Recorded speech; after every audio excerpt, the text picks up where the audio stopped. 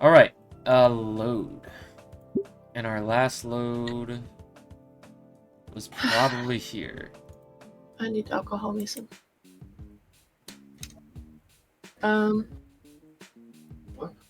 Yep, Did you break it? I think I broke it. What the fuck? Quit, what? Ah! Man, I don't know why that quit the game. I think that's a sign from God that we need to go back in bed. Nope. First of all, I God was never said- in bed. You're the God only said one. good night. You're the only one bedded up right now. God said good night, Mason. Nope. That was a sign. That was a sign. Yeah, you wanna ditch stream with me to go sleep, huh? Yeah. No, you have to Ooh. come sleep with me. You are in Georgia? So? I am in Kansas. I don't see the problem. Huh. Let's try loading that again. Alright. Alright. Well, your turn, I guess. Yeah? Yep. I'm gonna kill myself. Quit it with the cinematic gate. You're going too slow. Oops. I shake the excitement off and head into the dark room. Latican holds the door open for the two of us to enter. Inside glows a vibrant crimson light. Latican's suit appears to light up in the red lights, as does my shirt. I've only actually been in a dark room once before. This is so cool. I clasp my hands together. So what are we developing? This is an important job just for you! Alright, I'm ready for it. What am I developing? Your lower back! Interesting. There's a click of a switch, and the red lights switch to normal lights and properly illuminate the room. There's boxes over there. I need one at each station and around the room. They're too heavy for me. Good enough. Yeah. Yep, that was good. Good stuff. If you can, of course. Legally, I can't make you do any of this. Do I at least get extra credit? You get one of the bag of chips I keep hidden in my desk. Fine. Nice! Come on, Olivia. We should clear the way for him. There is actually something in the box we'll need in a bit. The two move to the back to the entrance, and I'm faced with a myriad of boxes I have to carry. Looks like there's about 10. They're pretty medium-sized, like you could fit a table lamp in them. How heavy can they... Ugh! Thud! That was hot. Lift with your knees and go! This is gonna suck. I look at Olivia and she already has her phone out and pointed my way. Oh god. Damn it. He should have lifted boxes for a living. Then he would be fine. Just like me. I shift my legs and try again. Yeah? Get sleepy. You're in no position to redeem a stretch. I shift my legs and try again. I actually managed to get this thing off the ground. This must weigh at least 70 pounds. Yeah, and you're struggling with it? With a box? Be nice. 70 pounds is a lot. 100 pounds is a lot. 70 pounds, that's less than a lot. You're less than a lot. What are these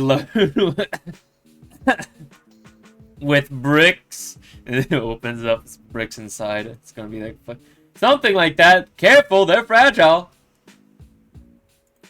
Finally, I get the last box in its place. I pick a chair and collapse it in a heap. My muscles are on fire from lifting a 100-pound box.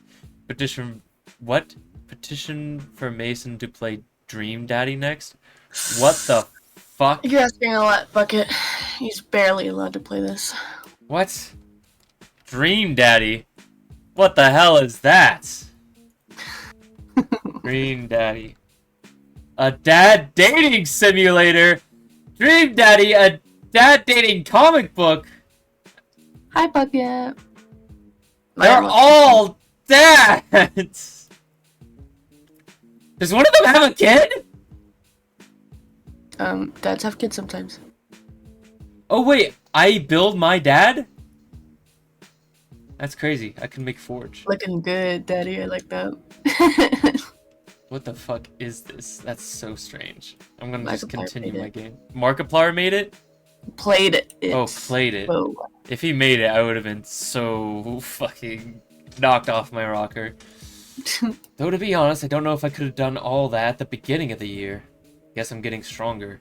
Anakin walks to the back of the dark room with a small black toolbox.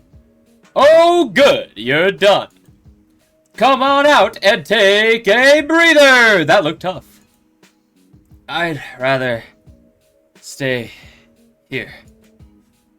Olivia shows up in the doorway behind Latikin. I'm surprised you didn't use the dolly. Man, what I would give for a fucking dolly in FedEx. Yeah. What dolly? That's crazy. Painted in dollies. Before you get started with me, Inko, you didn't ask. Okay. For the love of... I hate you. That's the spirit. Olivia stifles her laughter into a snickering snort fest. Your mood will improve when you see what you've been carrying. Oh? He grabs a box cutter from the shelf and slices the top of one open. Our teacher pulls out what looks like a very large brick. Very large overhead lamp from the box. Oh, sweet. So that means... What the fuck happened? Oh, nasty cake. That you'll be making your own prints for midterms? What? That sounds awesome. Oh man, I can't wait to... But before any of that, these need to be assembled. The rest of the parts are taken from the first box and set down meticulously. Olivia's gotten curious as she's rolled up to the station, handling one of her funnier looking pieces. Anywho, here you two go. Wait, 2? Yes, two. Don't think I didn't notice you watching Inko so much. The stammered denial from Olivia does nothing to wipe the cheeky grin from our teacher's face. But what about you, Mr. Latikin? I'll be right back. He makes his way to the door again. Get started Without me, I need to go fetch some things. Whew. Before either Olivia or I can speak up, he's left the room. Olivia already has the toolbox open on her lap. Right then. I grab the folded up instructions and lay it out, seeing the detail of bizarre device... the bizarre device fully assembled. Okay, so... Funk. Step 1. Hand me the next piece. Oh, did I scare you? Yes, you scared me. These things are heavy. What if you drop that on something? I didn't know. I'm not wearing my steel-toed shoes. But you could've! And I didn't. Olivia's tail reaches for some brackets, but I grab the limb before she could take them. Hold on. We gotta do things right, or the enlarger might not work right. She retracts her tail from the table. You're no fun. It's just an oversized lamp. That's a gross oversimplification. You're a gross oversimplification. Latikin's gonna make you use the one you break. Just means I can sketch more, right? Well, it means you can't participate and learn about photography. Photography is your thing. It doesn't really apply to me much, does it? Well, maybe that's the case for you, but photography's my thing. It's the whole reason I took this class, after all. Oh, sorry. It's nothing. Olivia politely rests her hands in her lap. Her eyes linger on the box of parts. Well... Huh? How does it work then? The print enlarger? That sounds so stupid. She shakes her head, and I accidentally alt-clicked. Photography. Damn. Like, why the giant lamp thing? It's all digital today, right? Huh. I think that's the first time someone's actually asked me about it. Sure, I've had a lot of mid-shower rehearsals explaining my hobbies and their cultural significance to others, but none of that's coming to me right now. It's all about shot composition, and this machine is a part of the production of it. Getting the right things in the right places at the right time to evoke a certain feeling. Composition is a thing in painting too, you know? I'm ill-prepared for Olivia's comeback. Yeah, but it's a lot easier to pick the composition you want. You don't have to worry about any factors other than yourself. With photography, you have to build the set to get a good photo. That's the fun of it. But why would you want to limit yourself like that? Why not just draw whatever you're taking a picture of instead? You could express all kind of things you could never express with a photo. Olivia taps a claw on the imager, the metallic ping echoing in the small room. What sets all this junk apart from just lines on a page? The technique and the vision! She smirks at my petulant comment. Fine, I'll show her. I'll prove to you that this takes skill. I hold the lighting portion up, making sure it's at the right angle, and fasten the last portion of the enlarger in. I plug the machine in and flip the switch, happy that it works right and lights up the entire base. Olivia looks at me with confusion as I move to the entrance of the room and flick the light switch, bathing the room in bright red again. Going back to our workspace, I pulled the developed negatives from my backpack and slot the slide I want into the carrier. And ta-da! The negative carrier in place of the machine, a blurry gray blob is projected onto the base. What? Give me a minute. I hold the manual under the light to the side of the blob, checking which knob is which, and slowly turning them. Fuck! As the lens and billow shift, that's not a word. The Rorschach test transforms, gaining more definition until it finally becomes a spitting image of a school's front entrance. I can even do this. I take out the negative and place another atop it before slotting the carrier back in, while also increasing the strength of the light. The image displayed is now the entrance with a half dozen semi-transparent students in front of it. What did you do? I overlapped another shot. The backgrounds are the same and doubled up, so I had to intensify the light, otherwise the entrance would become too dim. So, that would take me a few minutes to do, tops. It'd look a lot better, too. She smirks, but I think she's feigning her apathy this time. Her tail gives her away. A lot more technical, I guess, but I only knew how to do this kind of stuff from Mr. Latikin's lectures about negatives. What else can you do with this thing? I don't know. But... Wait, that's... Oh, shit!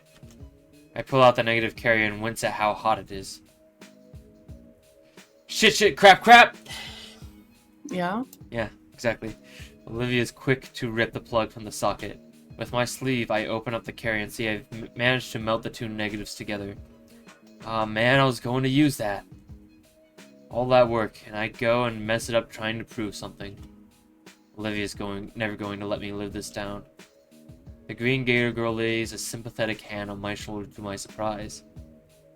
Hey, shit happens.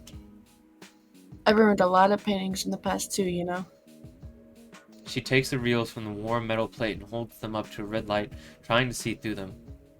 And you got more shots on this thing. I like those two shots. Then go retake them. It's not that easy, like, it has to be the exact same time, and weather, and... lighting? The abrupt darkness 7 minutes in heaven. coincides with the vague ambient sound of the ventilation shuddering to a halt. The blackness is all-encompassing.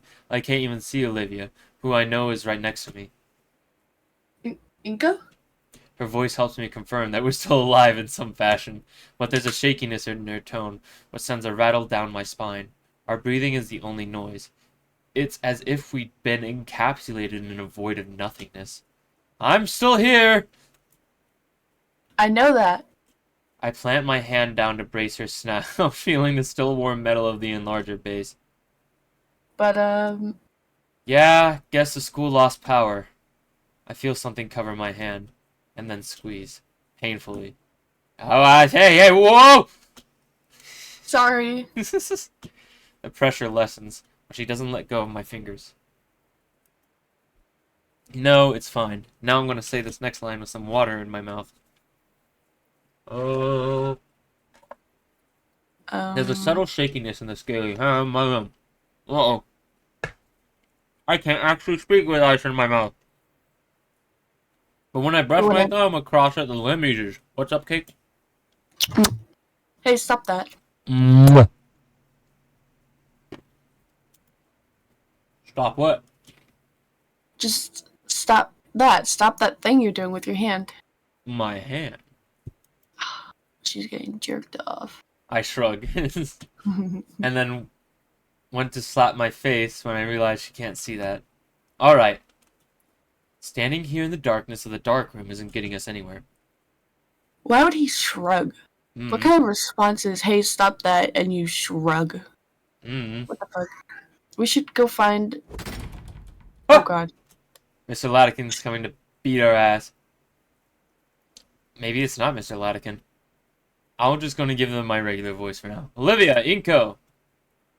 Oh! What the fuck? Your turn. No. Yep. Look at her, she's not screaming. It says Olivia and Inko. It's all in her eyes. Give me your scream. It's fucked up. It's too early for this. Give me your scream. I want to hear your war cry. That's good enough. No. There's no war cry. My instincts kick in. I hop back to make space between us and the killer. I turn my back to them to become a defensive wall. I wrap my arms around Olivia's head to make sure she's 100% protected. How romantic. Hey! It's me, Mr. Latikin. It took a bit to find a flashlight, but with how this room is... I look up to the shining white pterodactyl, pointing the flashlight at his own face. Oh. Get off me, you git. Get. Ah! Game's over. I broke my neck there. Look, I'm not paying you two to get frisky in the closet. That's what Trigham's class is for. I guess I'll take the second line. You take the first. You're not paying. We're not fris. Mr. Latikin holds up a pale hand, his grin widening.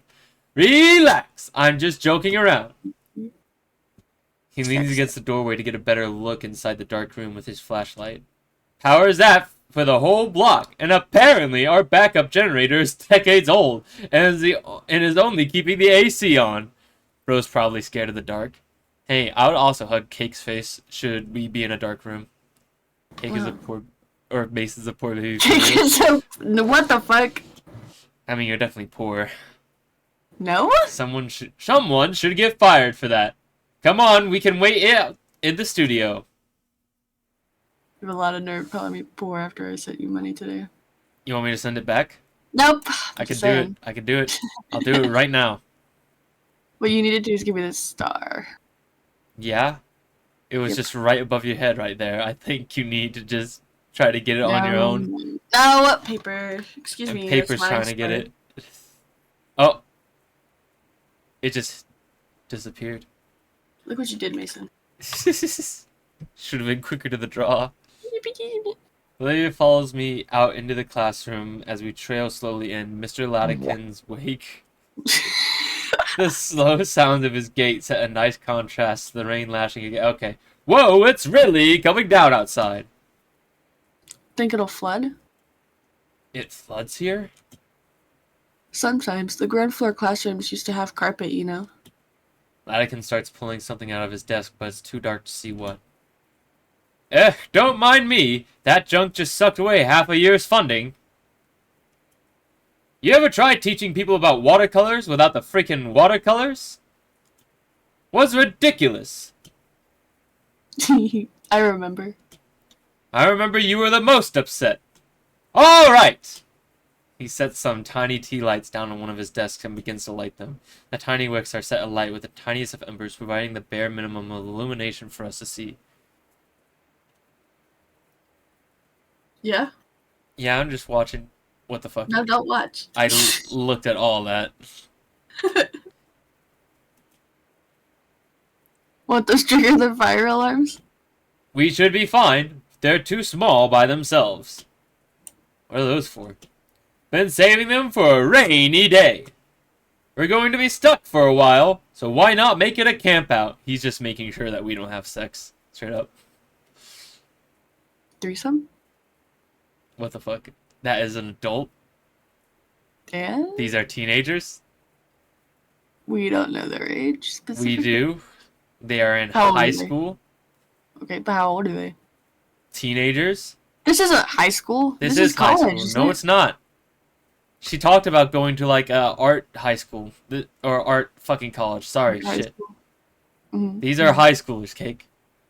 No, Yes, they're adults. they are. Full-grown adults. And you're the ones shipping Threesome. them with an adult. That's crazy. Threesome. We're going to be stuck for a while, so why not make it a camp out?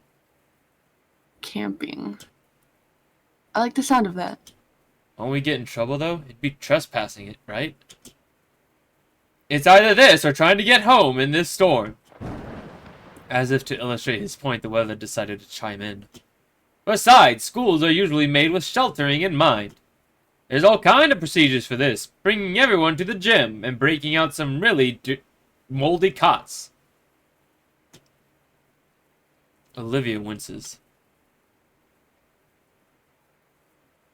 Those haven't been replaced. Damn, I thought this was college. It's not. It's high school. Ha! Our budget's been in the red for years, Miss Halford. Part of why we're being scrutinized right now with that whole audit business. Anyway, we're the only ones left on campus, so I'm not going to go through all that trouble. So just relax for now. I've already called a taxi. Wasn't it just made a point that we're not supposed to be like outside? Whatever. For the both of you. Taxi. I made the call as soon as the power went out. It's just going to be a while to get one ready and send it out. What will do in the meantime? Big ass sleepover in school. Our teacher has a wicked grin. You're not done with that homework, right?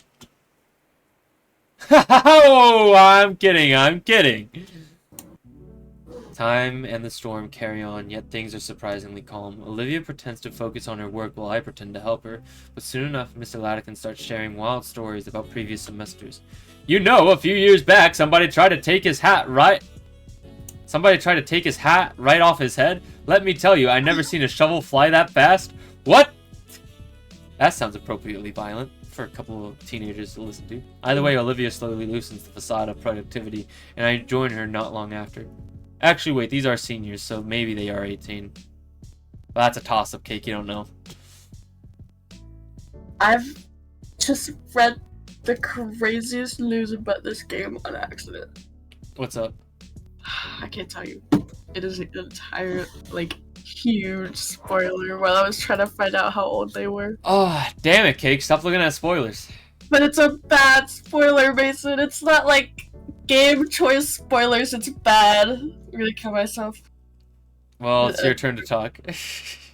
I don't know if we can play this anymore. It's a really bad spoiler reason. You know I still owe you for ruining your one coat last year? Oh, forget about it. I have dozens of them in my closet anyway. Oh no. You too. Uh-oh. The eerie ambiance of the blackout is quickly overridden by our combined laughter. Eventually, we run out of things to say and just wait quietly in each other's company. Ladkin slumps downwards in his chair. Ooh, long day today! He glances out the window, still being assaulted by sheets of rainwater outside. Normally, I'm home now, resting. You two mind if I relax a little here? No, go ahead. Take off my shoes? Thanks. He stretches Just behind him, cracking his spine against the groove of the chair. Olivia, I've been meaning to say. You're usually so quiet, reserved, isolated even. I've noticed you're being a bit more friendly recently. Huh? Do you think so? You've been in my classes all 4 years. Of course I would! Maybe I'm a bit old-fashioned, but it hurts to see a student hurt themselves like that.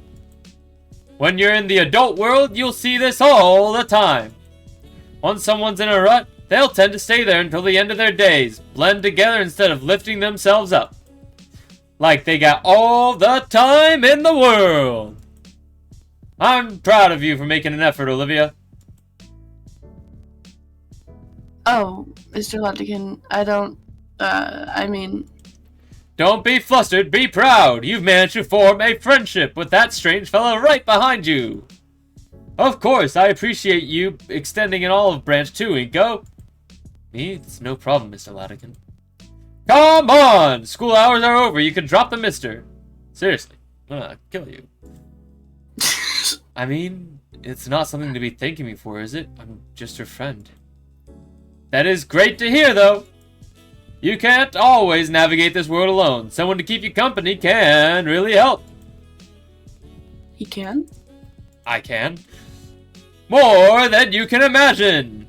Anakin leans forward to place a hand over both of ours. Shut the fuck up. What are they doing in there? It's... Oh my god. Yeah? They're playing more fucking EDF. Yeah?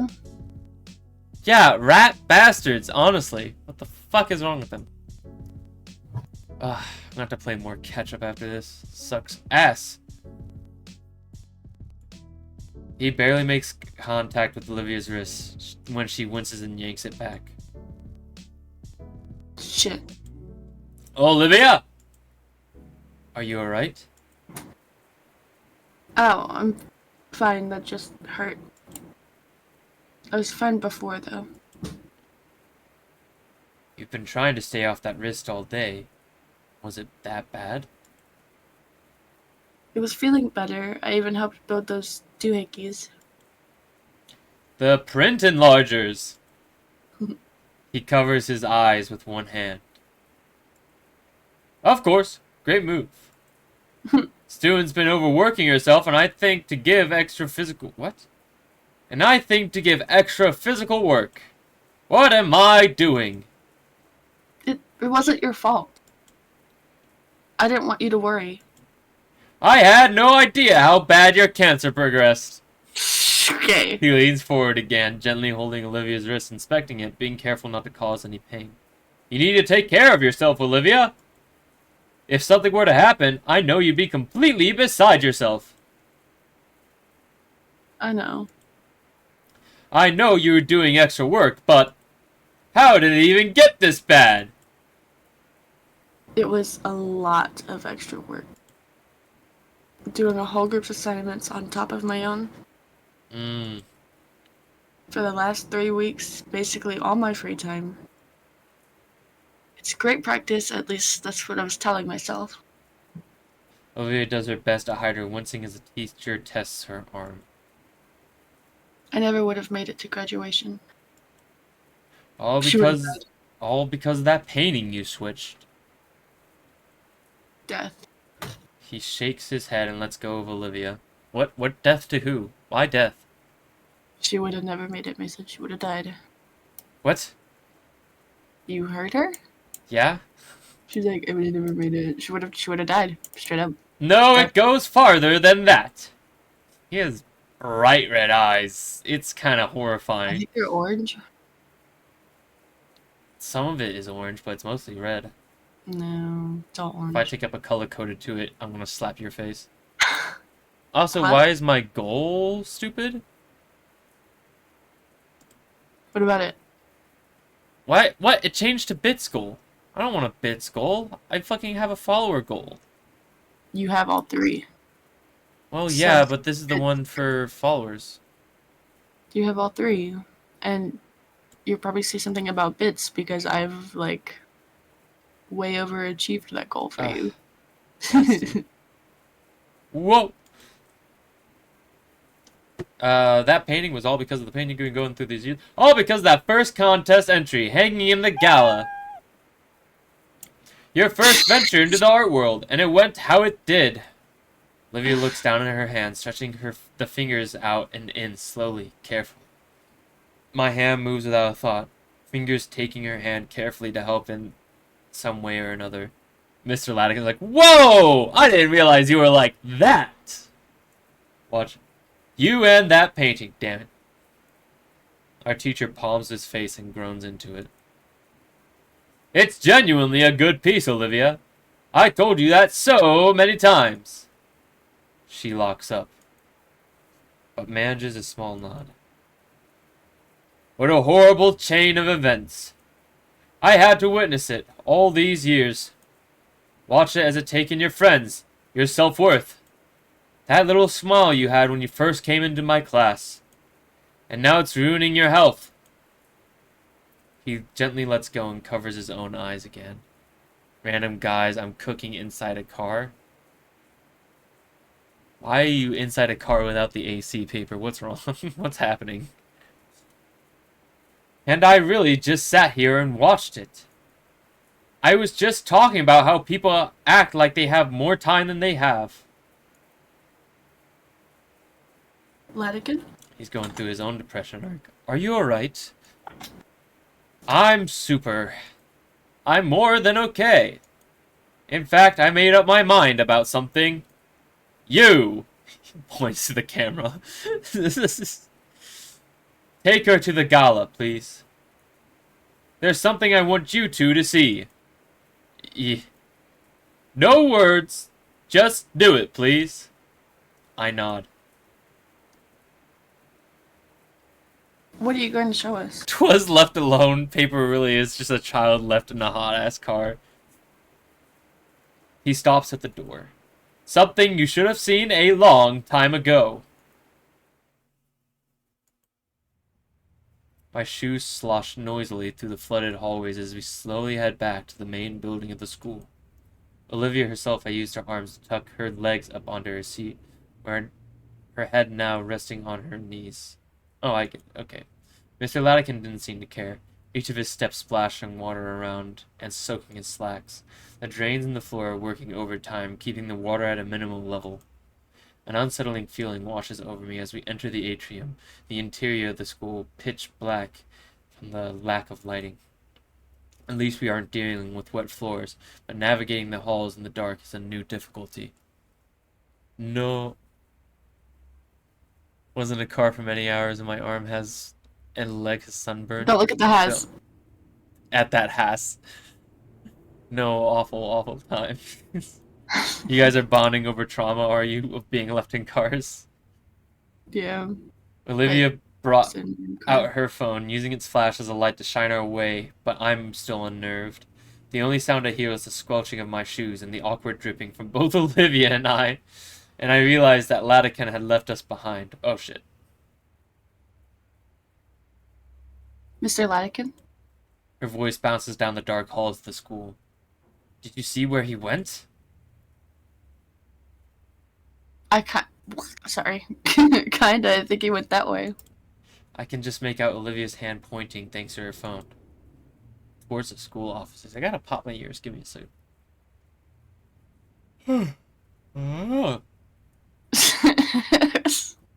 Yeah? I keep pushing Olivia, though taking my time as I feel my shoes starting to slip up with each step I take. It's slow going between the eerie darkness and my slow steps. What should have taken us a minute at most takes about 3 minutes for us to arrive at the gala. Well, we're here. I did something for you. Yeah? What is that supposed to mean? Nothing. Can you read for a bit? I want to suck on some ice. The storm rages against the glass ceiling. What's normally the source of the hall's natural lighting is completely obscured by the typhoon. And there's still no sign of Latican. I withdraw my phone and turn its flashlight on too in the hopes to improve the situation. I can hear something else aside from us in the rain. Oh my god, Mia's gonna kick our ass. Right here, right now, in the dark hallway. Something that's getting closer. Shut up. Tiny red light in the distance, there with the sound. The tiny ember bounces and sways in rhythm with the odd tapping. Until, oh my god, it's Charmander. What?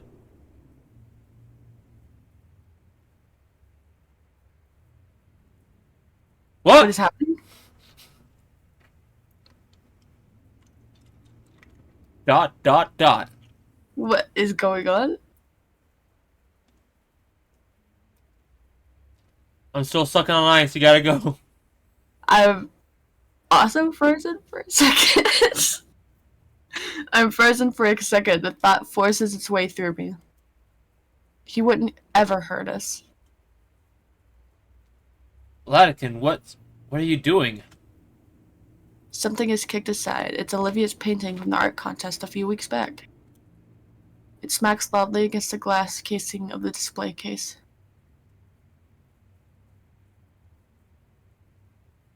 These are the ones, yeah? What? I'm ignored, Latican staring right at Olivia. She's also struck fearful. But she nods. Screenshot worthy? I don't know. What do you think? I think he's so hot right now. Yeah, you want me to screenshot it? I think he should be in Dream Daddy. Yeah.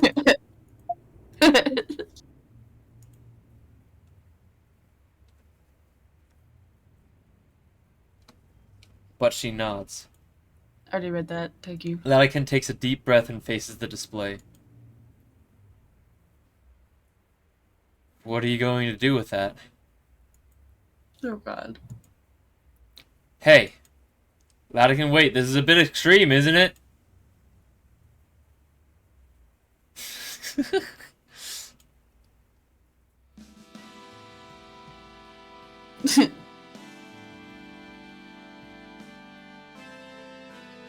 Fuck yeah.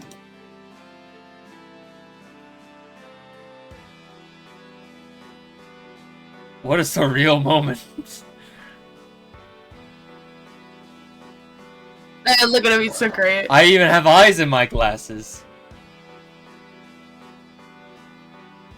Watching her. I can't tell if this is evil or not evil. It's not evil. Look at her. Her dad, not dad, is going at it, and he's already exhausted. Man, that's right. He couldn't lift around a 100-pound box. I forgot about that bit.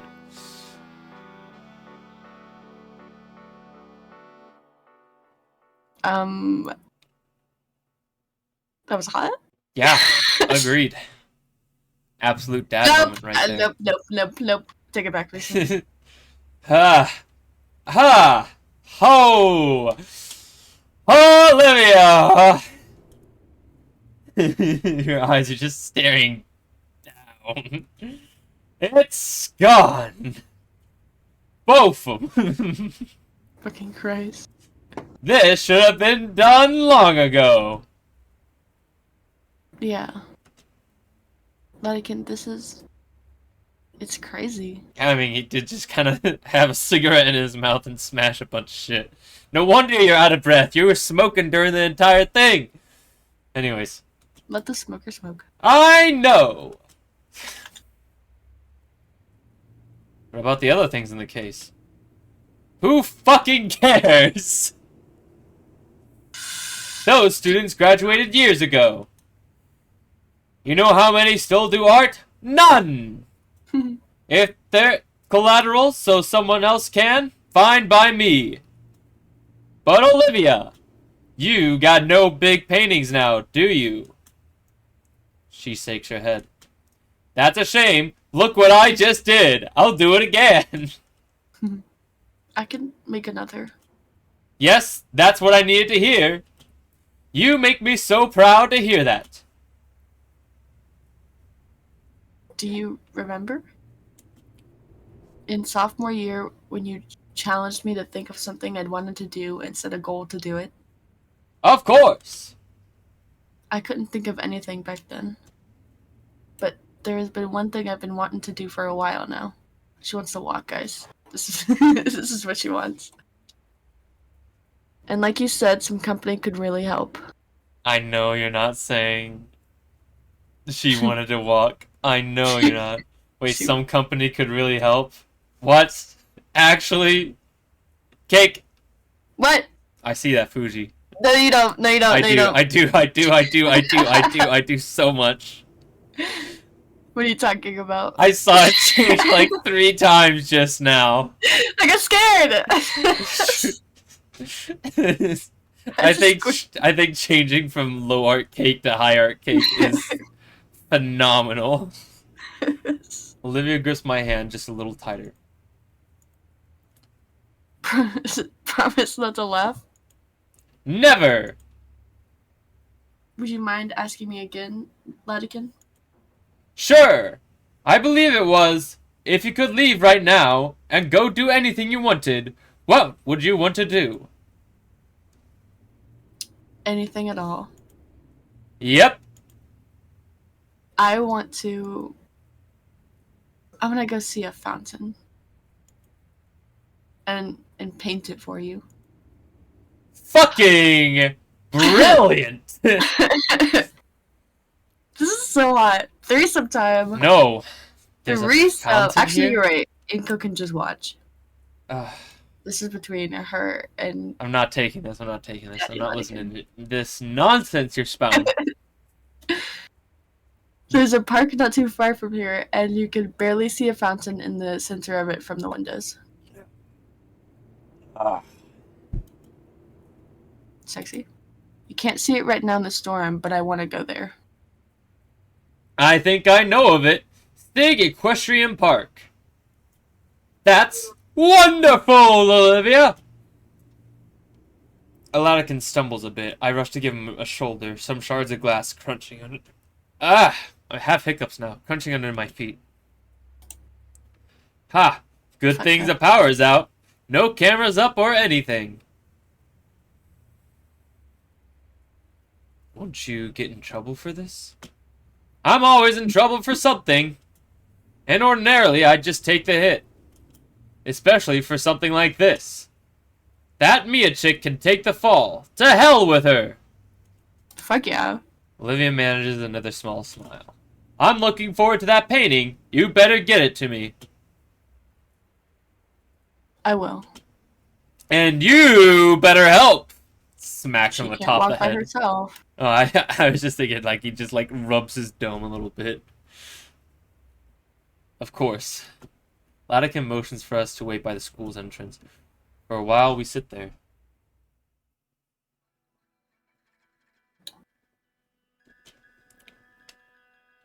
Do you have one, Latican? Huh? Do you have something you want to do? I'm already doing it. No, really. Really, teaching high school is a great job that nobody ever regrets.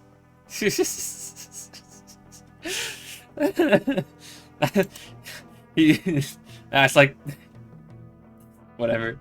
You should pose that question to Inko there. All this character development and he's barely said a word. Alright, Inko, what about you? What do I want to do, huh? I could pick anything. I guess... Fuck. True love! That's what you want, Mason. Hang on. We You already don't even know. have to save because this is the answer. True. Why do you keep doing that? Because... Whore? Fucking Christ. Can't do anything with you. I do like this, however, if one of our scores don't increase, then we're doubling back. We're doubling back. Double or nothing, Mason. What? Did Olivia go up? I wasn't paying attention. No, it did not. Let's see Friends. I'm thinking Friends might be the answer. Because that feels right. That feels more like him. Really? Nothing. The last one? Go to college? Is this a college man? It is our college, man. Options. He's not. Okay. So yeah, back to true love. Yay! I want to find true love. A more ambitious dream. I can get behind it. It's a bit unimaginative. Unimaginative. That's hater talk. You should probably start looking into the how and not the what. Like you would know. I could totally do it. Sure thing, Mr. Successful. Your blog doesn't even have 10 followers. You looked me up? Yeah, got bored. You could at least follow me if you're gonna cyberstalk me. I'll follow you when you make good content. Oh my god! Oh my What gosh, a just like with you, Mason. what a blow to the face. Also, your interpretation of Godzilla you copied from a video essay sucks, and you should feel bad. I copy Latikin's motion with the axe and karate chop Olivia's No! leg. It already doesn't work. We can't be doing that. That was offensive. It's literally what I did in ableist? front of my mom. And What? remember when I started like fake punching you? It's like, hey, no. That was really funny. This is so I cringy. thought you were gonna get in actual trouble for that. It was kind of funny. Honestly, it was wacky. I would have laughed so hard at you. Anyways, your I turn. didn't feel that, jackass. Well, I guess some banter is a form of motivation as well. Sounds like you have quite the promise to uphold, Inko. Boo. Even with the disses being thrown around, what stood out most was the wild grin on Olivia's face. Between the staccato of the rain and the uproarious laughter, time seemed non-existent. I could feel the muscles in my face ache, brought on by bouts of laughter and grinning, which made the taxi's arrival so disappointing. As we were escorted out to the parking lot, our mirth was replaced with something more calm, comfortable, and an easy quiet that let my thoughts wander back to things that we said to each other. Back to what our Patero teacher had said, navigating the world alone. For all the time I spent around Olivia and her friends, it never really occurred to me that she harbors something like loneliness. I mean, Damien alone is a wild crowd composed of a single madman. And Liz, she's practically a group's nanny or something. The driver of the yellow van leans into his horn and I can feel a baleful leer on me, even through the haze of fog and raindrops. Olivia draws her hood up and I hold my jacket above my head. With a final look to Mr. Latikin, we thank him. No need for thanks! Seeing my students grow and prosper into adulthood is a reward this whole fossil needs. Whoosh! With a wave, he sends us off into the rain to the irate taximan's van that yells at us about his burning gas. While Olivia works to get herself situated in the cab, I turn back. Mr. Latikin is sagging, meandering back into the building. Alright, whoa, I'm gonna get myself. Oi, hurry up! Right. Oi, Huey, oh man, took me fucking son. Never again. Killed me bloody wife. It's been about a week since the typhoon. Days after were surreal with how things just realigned with the old schedule. Latikin was serious when he told Olivia to keep off that risk. He effectively banned her from painting until it got better, meaning all week I've been doing our work as a group. It was exhausting. So there's something really funny cooked up. Yo! She's here! Oh my god, she can ride a bus? She never couldn't. I don't know. But today Yeah, I'm she's pretty on it. excited. For the first time, Olivia's actually joining me on the metro. We're headed for the city. It's going to be a bit of a trip.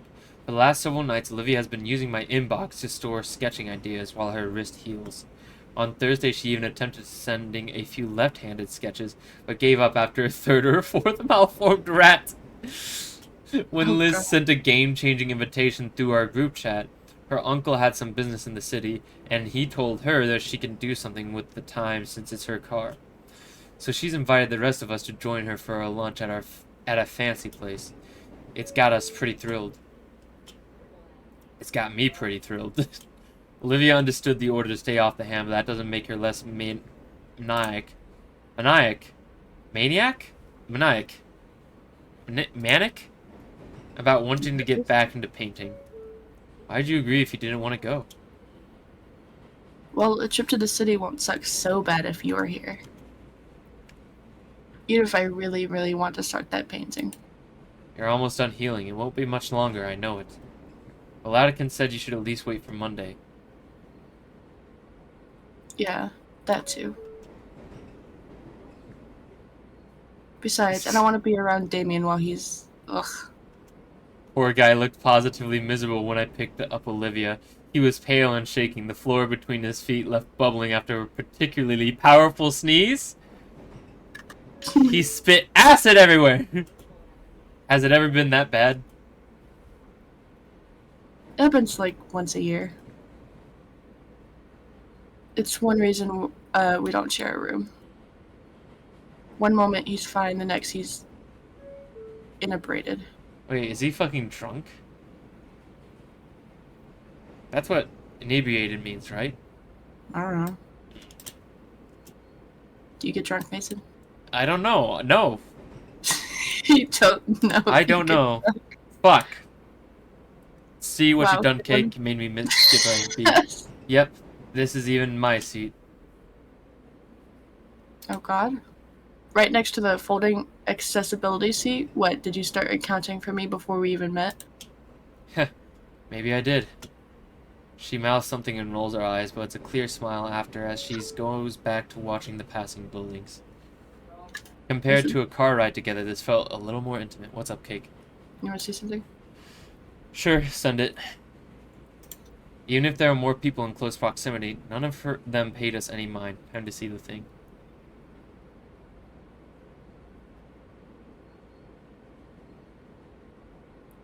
How did they lose that last thing? I don't understand. Whatever. Just Olivia and I. Several stations later, the metros grind to a halt at our stop. Alright, you ready? Yeah. Olivia shoos my hand away when I go to help her out the metro. We step out into the chilled air of the city. I'm already getting goosebumps. That cold front is really making itself known. We should find Liz quickly before Olivia starts shivering. Are you seeing a long, big green neck anywhere? None that I know of. Great, that sounds awesome. We look around through the alleyway into the closest shops. Fuck. You got this, Mason. Maybe she's in the bathroom? I wait around, but I don't want to make Olivia wait out in the cold. Did we go to the wrong stop? Just text her already. Crap, right. I'm stupid. Just like Mason for real. Hey, where'd you go? A moment later, her head ropes out the door of a nearby coffee shop, followed by the rest of her. Hey, Inko! Glad you guys could make it. Yeah, I just got confused. Didn't know you'd be in the cafe there. Really? I've been in there the whole time. I messaged Damien and I went in to escape the cold and... Message Damien. Where's Damien? Oh man, he got nasty sick right before we left. He couldn't make it. Speaking of sick, I'm like 2 seconds away from sneezing. But... Sneeze, sneeze, sneeze, sneeze, sneeze! What the fuck? What is wrong with I you? was trying to peer pressure you into sneezing. Trying to really get your nose acting up. You're gonna make it shy and never would ever get it. Yeah, but... Yeah, cool. I already said but. Is he fine? He'll be fine, I think. Okay, alright. Well, that just throws a wrench into all my plans now, doesn't it? We can still have some fun without him, right? Yeah, I know. It was just, She was trying to fuck him. well, I was hoping between the four of us, it'd be like a double date. 3, 2, 1, blush. That's so great. That's so great. That's so great. That's so great. That's so great. I love her so much. Huh? Yeah, Damien and me, you and Ingo. That's so great. That's so great. That's so great. That's so great. She's so hot. I love her. We should date her. This All together for a fancy lunch. we can't date the long-necked person, cake. We could date whoever we want. And she's a runner-up. Liz, Olivia, and I aren't. Oh. I'm sorry, I just assumed. Boy, this is embarrassing. Whole day seems like everything's going wrong for me. It's fine. Yeah, well, we can have a good time. I'm still having lunch with friends. I'm sure you guys will love it too. Come on. Watch me be there. I'm gonna lose my mind. Oh my god, hurry and Ben. Oh my god, Liz leads us through the streets, pointing out our destination when it comes into view through the towering skyscrapers. The building is more akin to a narrow spike aimed skyward with a large disc-like room near the tip. And you see that space near the top? It's the restaurant.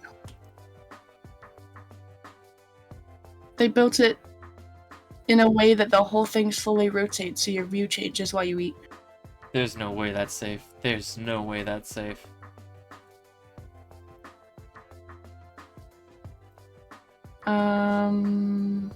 You can see the whole city, the ocean, and even the mountains. Whoa. I've gone here with my parents. Sorry, I almost died. All this time as a kid, and I always daydreamed about bringing friends and important guests there, and, well, you know, business type stuff. This will be my first time on my own. Fuck, on my own. Well, you know. Yeah.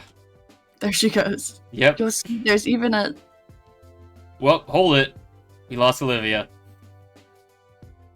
We turn around to check on our errant gator friend who's a bit farther behind and grimacing. She slowly comes rolling in, fighting to hide the slight winces every time she pushes herself. Oh, sorry. It's fine. You sure you don't want help? I can manage on my own, please. Alright, you want to lead the way? Alright, it's that Space Needle looking place, right? Mason, look at me. Yeah? Oh my god. I need to show that off, honestly.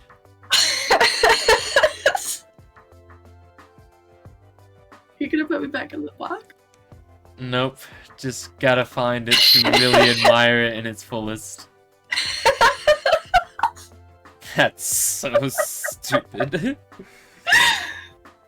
I'm so great. Sure. I can make it better, wait. The restaurant is an impressive spire, with the actual seating 30 floors or so up. After Liv verifies for reservation, we're let into a special elevator with a glass front. After a minute so rising above the city, we stop and the doors slide open to reveal the restaurant.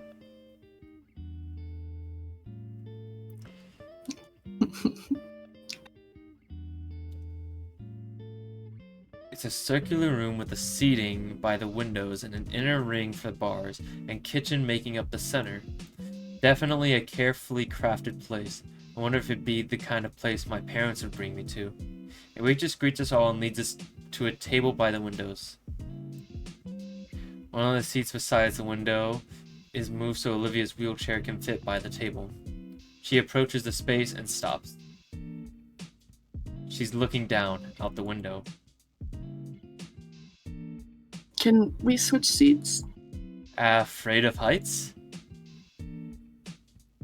Shut. Alright.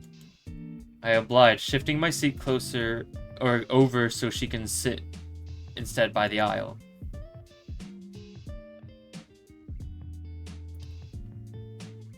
Quite a view, huh? I can see why it'd make you squeamish, Olivia. Heights also scare the living daylights out of me. What? Are you afraid of heights, Liz? Well, yeah, isn't everyone? What? That doesn't make any goddamn sense, Liz. Your head hangs 3 stories above your shoulders, and heights scare you? Look, acrophobia is the irrational fear of heights, okay? So of course it doesn't make sense, but still. Whatever, heights sucks. We agree on that at least. So, what do you think? It's very nice. I can see why you wanted to come here. Liz nods. My family usually comes around once a year. Uncle Ferris has to remember to bring along a letter from the owner saying he's fine to let in, that he won't bring the whole tower down. Oh my god, yeah, I can't believe that amount of anxiety that...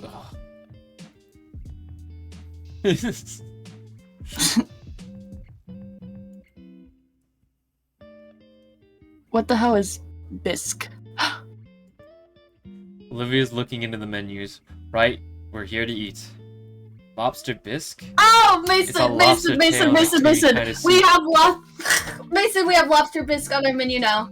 Oh my god, that's so hot. That is so hot. Yeah? Lobster bisque is so great. Yeah? Oh, that's so hot, Mason. This is so great. This is so great. I knew where it was going when she said bisque. This is so great, Mason. This game is beautiful. Yeah? Then why not call it lobster soup? Bisque is a stupid word. I looked down at the menu myself. There's all your standard options between pasta, sandwiches, cuts of meat. Some weird novelty things, but I actually like trying those. Guess I'll have... Whoa. Entire leg of cow. Oh my god, you and Olivia, you guys should match. No, what? You don't want an entire cow leg? First of all, it's not gonna progress anything. I feel like this is just, you know, a little story interaction thing. So? Chicken is the crust? What the fuck? I think your best option is the cheeseburger. With pineapple sauce? Is that a problem? Fair enough. You sure? Okay, did we make a bad decision? Did this actually Did impact you us? make a bad decision? I think we did. I think we gotta go back in. Wait, we didn't even see what kind of points happened. Oh. Yeah, nothing increased. It didn't get worse. Hang on, watch this. Skip time. This gives me time to work on something silly. Yeah, not much Yep. time. And we're here. I'm so cute, Mason. Look at me. Yeah? I don't even look at you. You're the same. I know, but it's just so funny.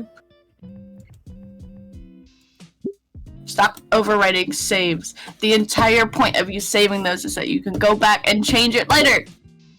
You said you would stop. It's too late. See, nothing happens no matter what we do. She's just fucking mean through and through. She's just a You're a mean whore. person. You're a whore. What? What the fuck? Why did that happen? Unrelated to you. With onion rings. If you want it, I'm buying. They serve breakfast all day too. Damn straight they should. I'm going with their pancake platter. Uh-oh. Her neck is just stuck there. And I think I'm frowning. I'm not sure. Liz waves over a waitress and we give our orders. Nostalgia pick? Pick. You got me, it takes me way back. She stares out the window. I look out the horizon as well. The view has shifted a bit to show the mountains. We all look out for a long while.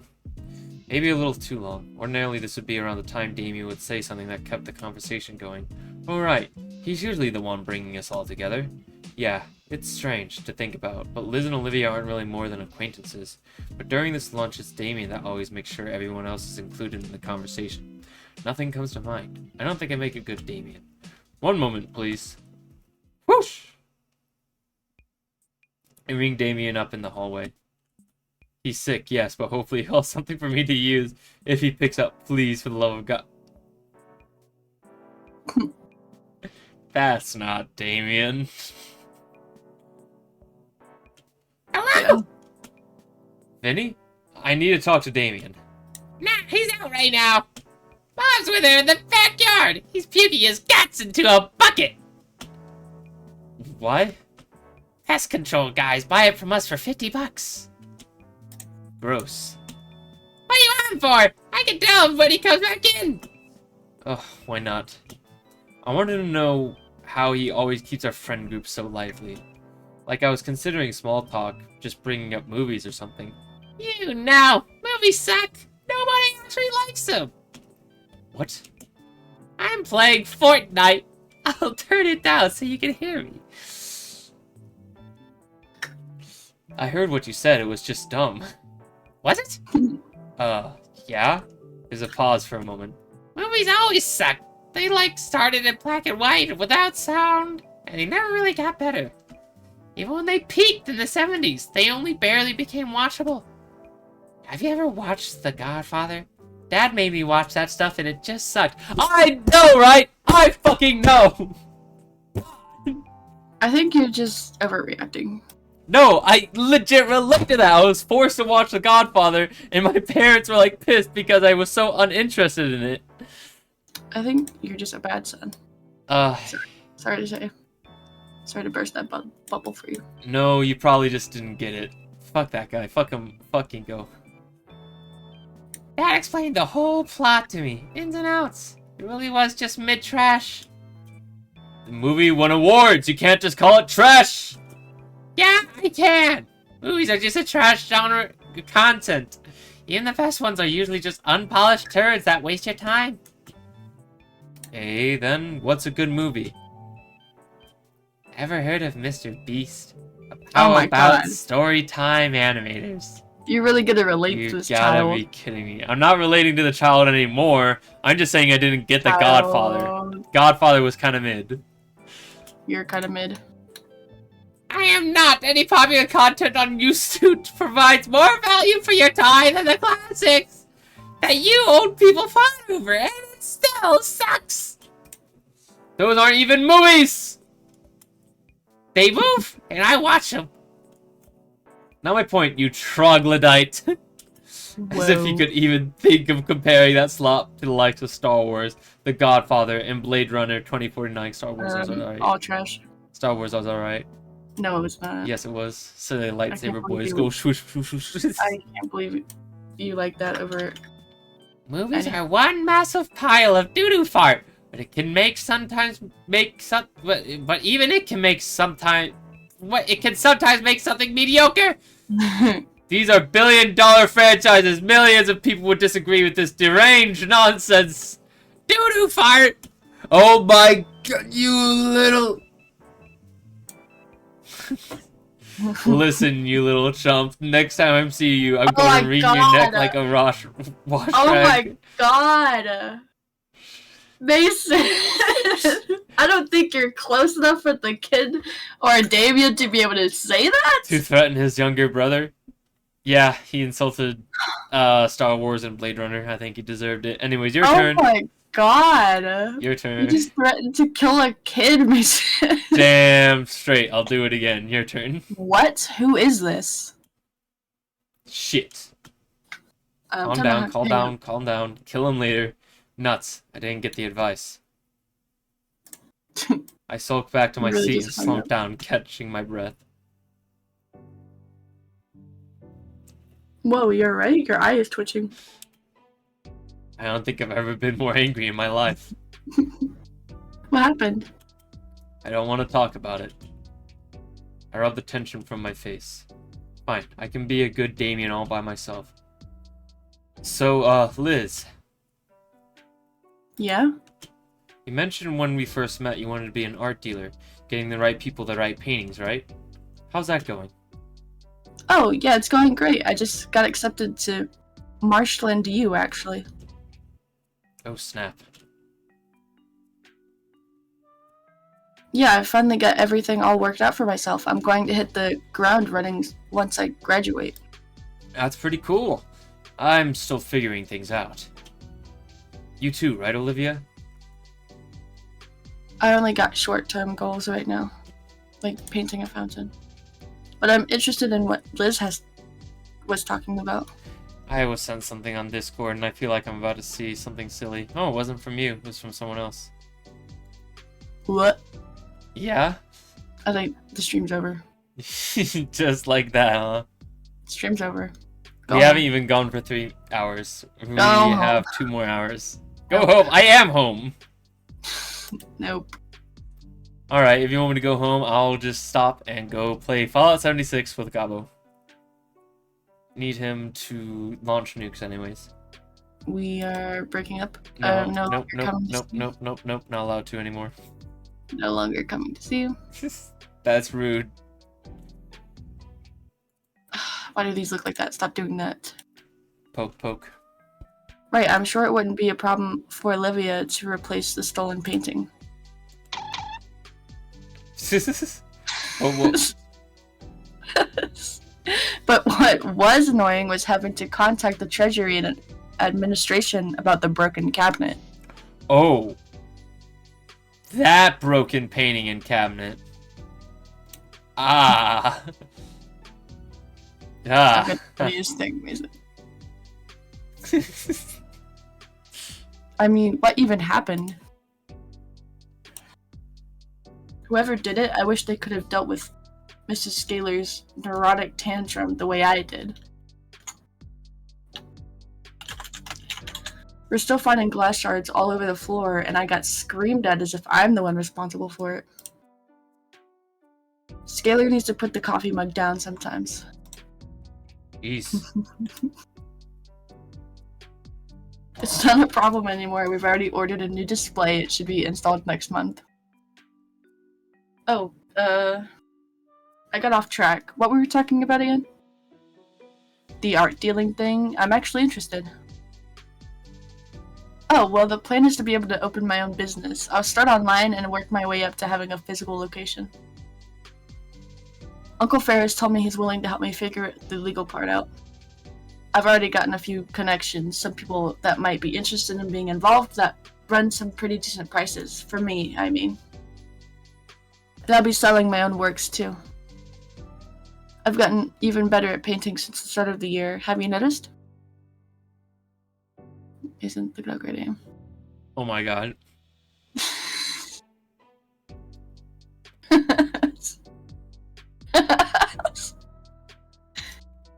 Isn't it great? Every time you speak, you're struggling to take a breath. What your character looks like. Or like you're like that one kid speaking up in the back of a classroom. I'll admit some details are probably lost on me. Click. Liz nods. Maybe I'll buy one sometime. You'll give me a discount, right? Maybe. Olivia, have you painted anything good recently? No. Oh, sorry. It's fine. Well, I got one I really want. What? I got one I really want to be doing. Why don't you? Because I got dragged here instead. Dang it, Olivia. I mean, not that I'm mad. Looks like she wants to say something. The thought dies on her tongue. Yeah. The conversation and the tension, thankfully, gets interrupted as our food arrives. Social media influencer in me itches to take a photo of each plate, especially with how good the presentation is. Dang, I should have brought my camera along with me. Wait, I have my phone! Say, Olivia... I turn in time just to see her clamp her jaw on a hunk of meat, tearing it right off the bone. Never mind. How's it taste? She takes a moment to chew her food before sending it down the hatch, then smiling as she gives me a greasy thumbs up. Liv chuckles from Olivia's good review as she lowers her head to get the first bite of her pancakes. Given that her neck is making movements equivalent to that doing the happy dance, I'm guessing that the pancakes are good here. Fucking about to kill Vinny. My view had changed again, and now having noticed it, I can almost feel a slow rotation of the room.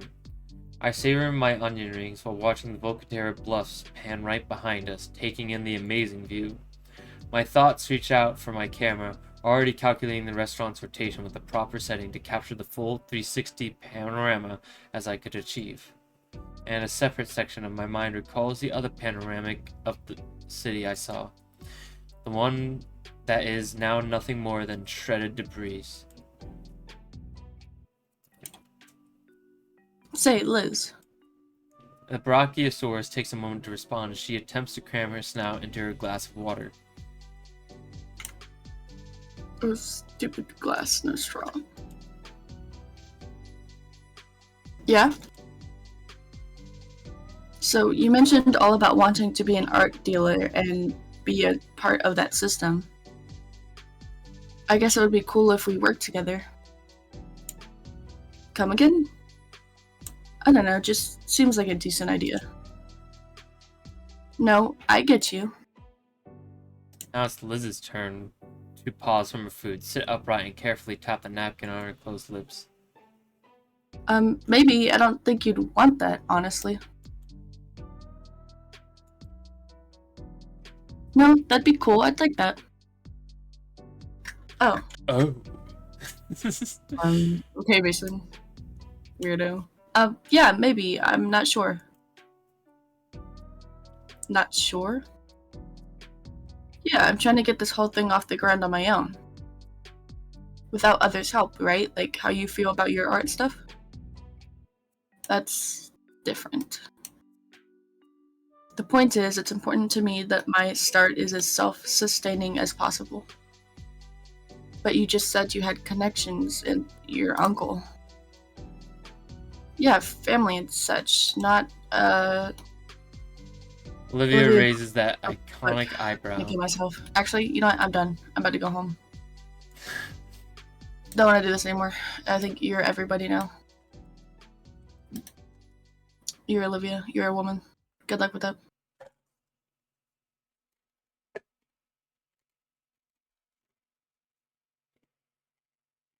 Yeah? Mm-hmm. Be the woman you always wanted to be, Mason.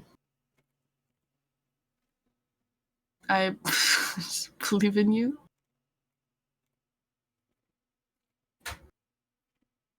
You're being a whore? Friends, or is it just me?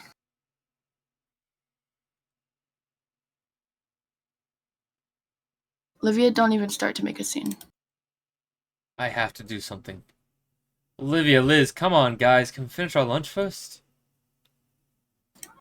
How am I making a scene, Liz? I'm just curious about your life for once. Well, not like this, then.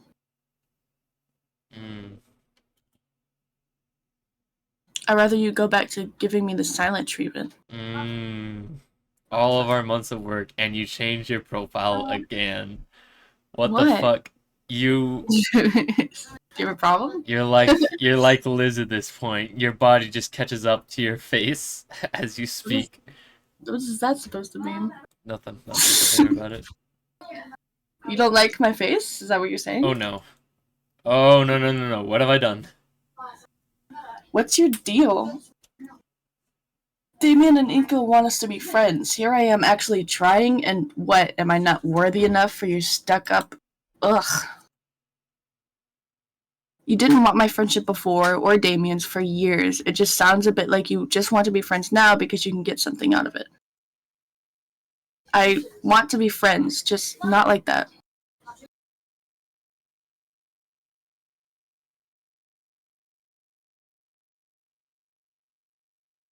Sorry. I thought things would finally start getting good. Olivia, there's lots of people less fortunate than you. You have the support of your friends, all the offers. You can't blame me if you just ignore both. Yeah? He's just there, in the middle of it. Liz, Okay, it's getting a little loud on Cake's end. I'll do a... I'm yelling at them. Sorry. It's fine. Let me finish, please. I'm not mad. I envy you, I admit it. Anyone would, effortlessly getting the attention and help. I hate it. I know, and I know it's wrong, but that's what I've been thinking for a while. I see all these things you have available to you all these years, and you just take them for granted. I just think it's a wasteful way to live. Look, Sorry, I appreciate you guys. After telling to my face how you'd rather be elsewhere and not here while eating at my expense? Look at her face. Looking pretty ugly right now. Yeah, I didn't realize Brachiosaurus had fangs. You know what, Olivia? This is the most nice I can do for you at the moment because you really don't deserve anything else. Liz! Liz clasps a hand over her mouth. Olivia doesn't respond. She looks down at her plate. I'm going to use the bathroom. She pushes herself away from the table and through the aisle. Oh no. Sorry, Liz. I'm not sorry. That was kind of fucked. I didn't mean to snap. It's alright. Once Olivia gets back, you can apologize. She's not coming back. No, I don't think I can. After everything, I think I deserve that much. Good God, that was brief just to get those two talking and have a good time. And like a grenade was thrown onto the table! Wow, I'm a terrible fucking Damien, let me tell you. Liz? Yeah? Why didn't it work? Why didn't what work? I know you two aren't on the greatest terms, so I tried to keep the conversation going.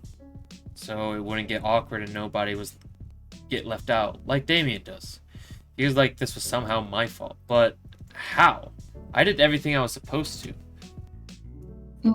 I don't think you did anything wrong. That's right, it's the woman's fault. Womp. Womp. Why does this never happen around Damien? Good question. I don't know. Damien's her emotional anchor. Liz picks up her plate, popping the yolk on her over easy egg. She's probably not in the mood if I push any further and said anything I want to say right now. Okay. Olivia wouldn't like me prodding right now either. There's no options. I try to think of something to do, but nothing. I can't think of doing anything at all.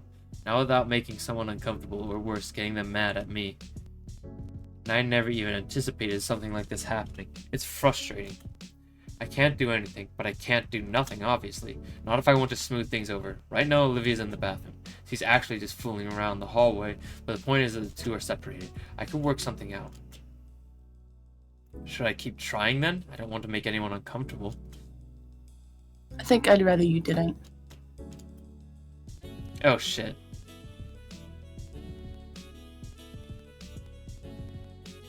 Go find Olivia. Also save. Yeah? Yep. Fuck this long-necked bitch. I feel like this is the option. Nope. You're a man, you wouldn't understand. You have to go for your woman. If it's She's not gonna that... leave upset, and you're just gonna let her be by herself? What? Fuck. Never mind. You were right, probably. Let's check it. Disgraceful. I'm about to Nothing? leave. I'm about to leave. About to leave. Did you see that disgrace that just happened, paper? Disrespectful. What's... Okay. I guess this is just a non-contender. Disrespectful.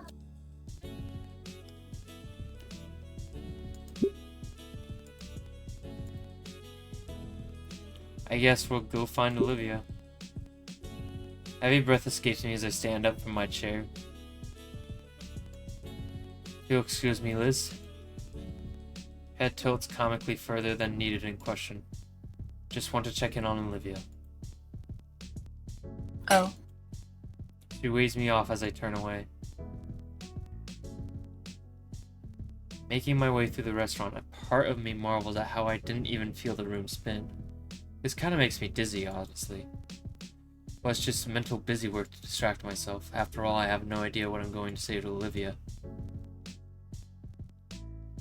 Hey, Should I ask her how she is? Inca? Well, now I'm on the spot. Hey, just came to see what you were doing. Thought I had more time to think about things, but instead of being by the restrooms, Olivia was. Why are you here by the bar? Getting drunk. I wanted to see if they'd give me a mimosa. What? Mimosa, you know, like OJ and champagne. Olivia, you can't drink. Says you. She takes a long sip from a glass flute while filled with an orange liquid. I make to slap it out of her hand, but her tail stops me. I'm joking, jeez. It's like you, Inko, a virgin. I think we should have stayed and asked what's up. Virgin. She Just grins like at my scowl and Mason in continues Velasquez. sipping on her drink. Mason's a virgin. Want some? She holds out the glass to me with that smug smile of hers. I take the flute. I can clearly see where her lips had touched it. Olivia looks to be leaning forward as I stare at the glass. Ignoring the heat in my cheeks, I tip the glass above me, carefully pouring some of the liquid into my mouth. Ugh. That's just juice and ginger ale, Olivia.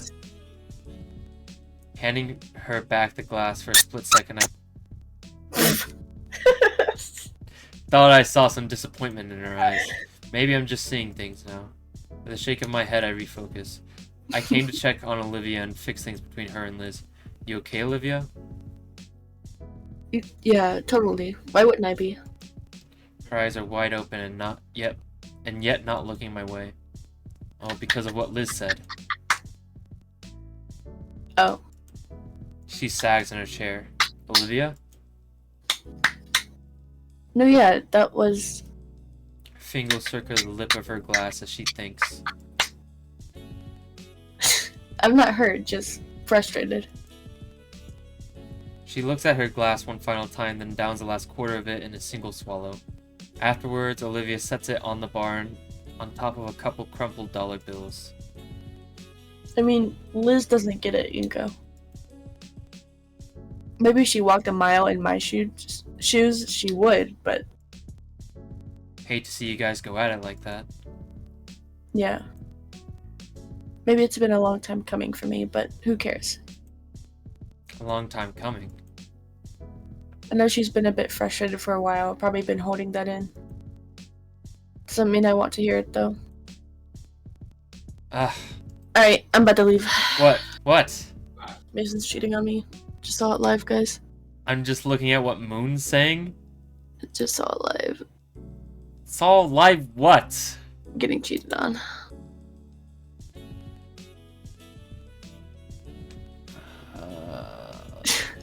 I was reading what he was saying, but apparently someone was being a whore about it. Getting cheated on. Doesn't mean I want to hear it, though. That's what you said. All the time I've known her, she's just been so far ahead of me.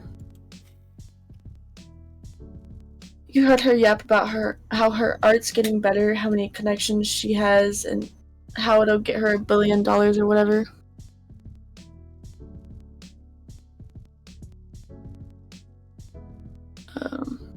I'm the better artist, but I don't even know how to start getting my crap together like that. I look at the chasm between us and it fills me with dread. Awesome. I'm about to leave.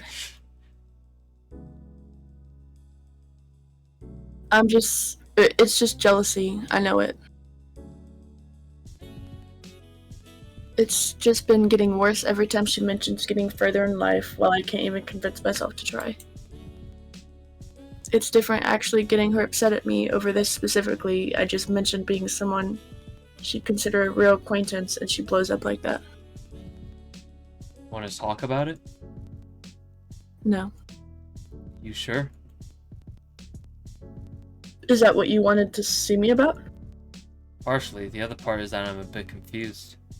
Wasn't expecting things to go the way they did. So I came to see you to ask for help to make this right. Uh-huh. Well, I'm not apologizing if that's what you mean.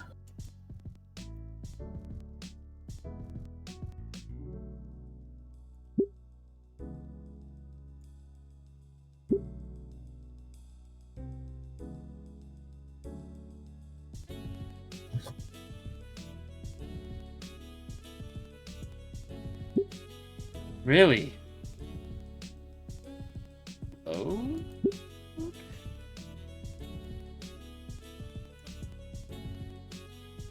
I feel like the debug score is being a bitch.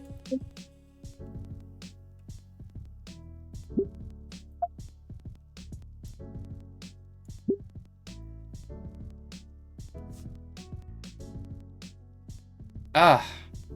Okay, so we have to like make actual decisions here. That's crazy.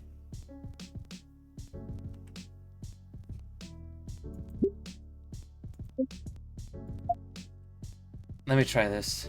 I think first one might be nice. Cake? What? Yeah? You're laughing at me? Yeah. The fuck is wrong with you? Why are you laughing? You're Fuji. It's sad when it's in the box. Whenever you speak, though, you get real angry. And? It's silly as fuck. It's in the butt. Fuck you, Mason. Anyways, which one do you think I should do? I don't care. Supposedly it I'm not has. a part of this. Supposedly it has no impact. You have no impact. Let's take a softer approach. Running my scalp to help a few thoughts flow, I just let my words come out unfiltered. I need some help. I have her full attention now, my words just keep coming. I feel like I did everything right, but it just went wrong. You and Liz got into an argument, and though it wasn't heated, you got hurt. That scares me. For a brief moment, Olivia's gray eyes widened in surprise. Interesting. I'm looking at something weird. Yeah, it's your turn. Wait, no, it's my turn actually. Not? I have a But few you- ideas on what to do, but nothing that won't make someone upset. Or worse, get them mad at me. Oof. So there are points here. You Are just there? have to pick the right ones. What? Yep. Did we choose the wrong ones? I don't. What do you mean you don't know? Okay, wait. So we went to find Olivia, right? Bingo. Did we choose come on Olivia, help me out, or ask Olivia for help? Ask her for help. Is that as far as we've gotten? Yes. Good choices. Good choices, good choices. Alright. Why do you care about our opinions so much? Good wife, good wife. That's me petting her head. Even don't though need- you're sad and angry I in that don't little need- box. Yeah. The box of emotions. I will bite you. Will burn this city to the ground. Because you're my friends? I want us all to get along and enjoy the lunch we got invited to? I don't know how to fix it. The only things I can think of will probably just make you guys upset with me. That's why I'm asking you. Interesting. So, never mind. Actually, it might be a spoiler. Me? You're, self-reliant. You're strong in your stance to never accept help on the account of your condition. For the longest time, that confused me. Well, it still does, but you do it. It confuses you? Well, it's like others are willing to give, and giving feels good. So when you deny, it's like telling them those thoughts don't matter. One way to put it. That's the part I don't get. Even though everyone stands to gain something for the sake of your goals, you don't accept it. You take the hard road. Saying it out loud like, I'm willing to give it a shot. I don't know how. What do you do when there's no good option? Wow. Well, thanks. That's the same energy of what you did last night, Mason. Fuck you. I guess I'll put it this way. Next time I just Yeah. won't say anything. Looking at me with your stupid ass, ugly ass, stupid eyes. These eyes are quite pretty. I hope can they get- stare into yours all day, but you just won't look at me. I hope they pop. I hope you go blind. While looking at you, the last sight will be you burned into No! my retinas. Sounds No. amazing. Amazing. They're gonna pop before you look at me. Look at you so hard. It'd make an alcoholic happy to give him alcohol, even though it hurts him. But sending him to rehab, that's painful. It's not a happy journey to make. but it's good for him. Absolutely, that's my point. Don't worry about making others comfortable and happy if something needs getting done. In my case, that means ignoring the help because my own goals need to be done. If it makes some uncomfortable, then it's their problem, not mine. When something needs doing, you just gotta do it. And when no option seems like it'll make people happy, well, you do what you can. That makes sense? I'm making this up as I go along. I think so, yeah. If it's the right thing, you'll get the support you need. After all, I got you. And even if you don't, standing alone for your standards is cool. You'd be trying, and that's what matters. Yeah. Thanks, Olivia. Hey, you're welcome. Been lurking, but still here. Sorry, Paper. Just a forever ago. Sorry, fuck. Saying all that out loud is helping me understand a few things too. You ready to head back? I have an idea on how to smooth everything over. Sure. I'm curious what you have in mind. Even if you think I won't like it. Swoos! I start heading back to the table. Olivia follows closely behind me. Hey, you guys are back. Everything good? All cooled off? Yeah, everything's great. I wanted to give my 2 cents trying to resolve everything. Oh. Alright, Cake, wait. Before you tell me which one's the right one. I'm not going to. I'm just saying that because you picked the right choices before, there's an extra answer here that wouldn't have appeared if you didn't pick the correct ones before. Let me guess. Both of you are wrong. I can't say anything. Am I supposed to tell you? I think you're just supposed to go for it. I think you need to tell me. Both of you are wrong! Get out of here! Is that the one you want to go with? Kinda. Is that what your heart's telling you to do? No. But it's silly as fuck. Is that the right one, though? What is your heart telling you? My heart's being dumb right now. I think you just go with your heart, Mason. Kick! Gonna Just save if you're afraid. Making me save. Both of you are wrong. Yeah?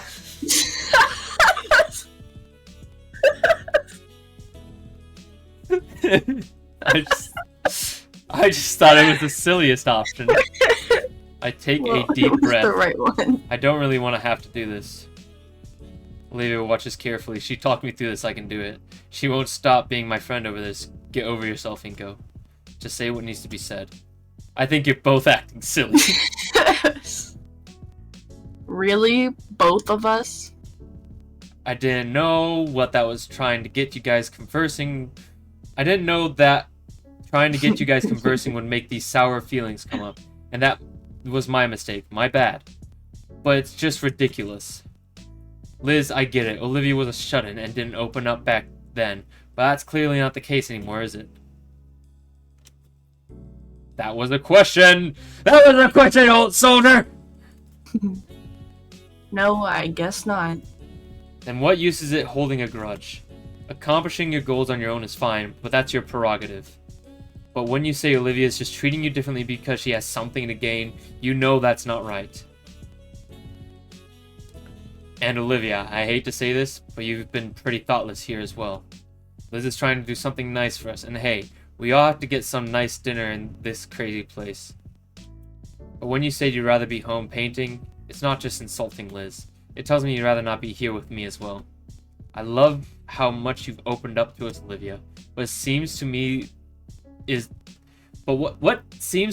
that both of you just refuse to see eye to eye. Too much pride going on. The sooner we stop trying to get each other to act the way we think they should, the better. And I thank you for your advice. I hope you won't be mad at me for saying this. Just please be a little more considerate.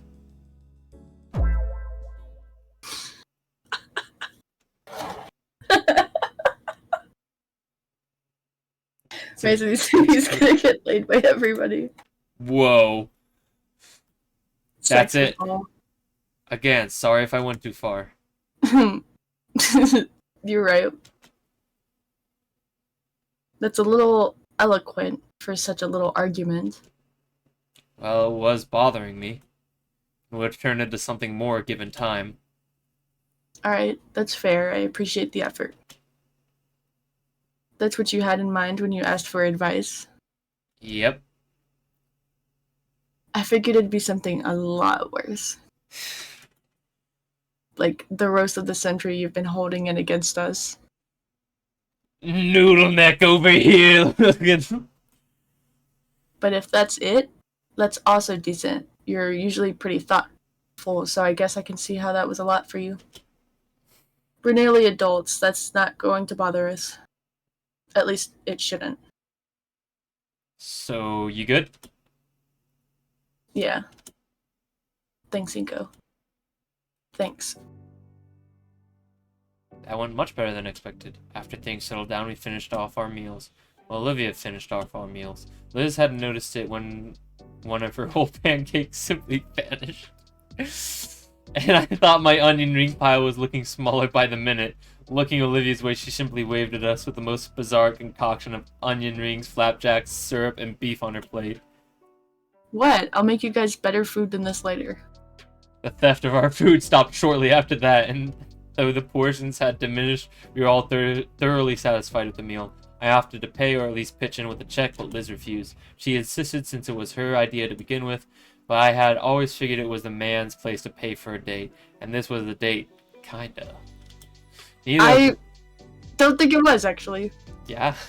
I'm unconvinced. Mason, so help me if you don't get me out of this stupid-ass box. Okay.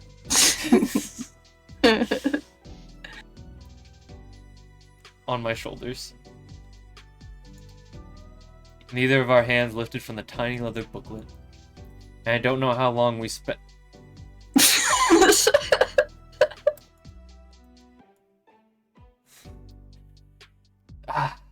That's crazy. No, Mason. That's crazy. I don't know how long we spent playing tug of war over it. Olivia at least found it amusing. Even Smaller recording. and put me in front of you, and then I'd actually be on your shoulder? No. Even recording our actual stare down on her phone. But victory was mine as I managed to palm my debit card to the waitress before Liz could give her back the bill booklet. With that done, all that was left for us here was making the most of the view. Olivia led the way to the observation deck on the floor beneath the restaurant. Shut up over there. Be quiet. Immediately regret it as the blast of cold air had me shiver a bit. The altitude plus the late fall weather meant the deck was mostly clear of guests, but the view was easily worth the cold. I made a mental note to come back one day with my DSLR. We slowly moved over to the railing so we can fully take in the view of the skyline. Smells stinky back here. Fine, you can go back in your little box. No! In fact, no! you're gonna be so small in your little box. You're the smallest little thing. And the bluffs stand out towards the ocean along with the city skyscrapers that were dwarfed by the spire. And as I scan over it, I double down on the mental note. Because seeing Olivia silhouetted by this beautiful view is...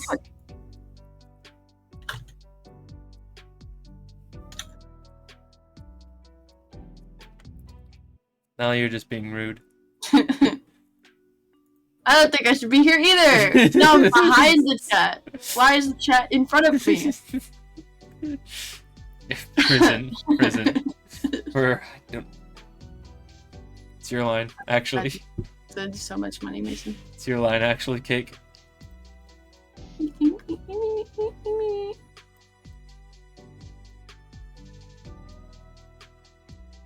Cake, it's your line. Cake, so help me, Raptor Jesus. It's your line. Get on it. Brr, I don't get how you two can stand this temperature. Still weeping back there. That's crazy. Grr. Liz doesn't look that cold.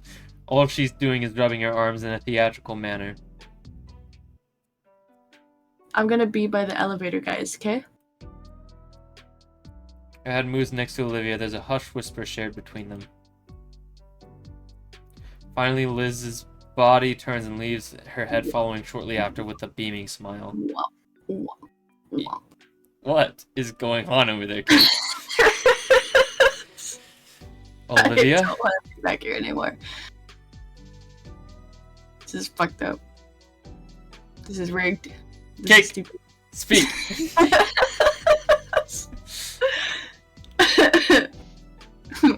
Don't ask. Her eyes remain on the horizon.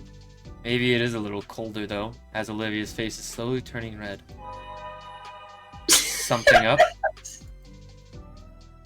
Mason, I think I need to be in front of you. Yeah?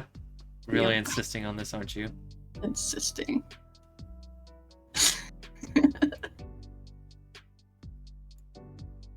Do you know how to do that?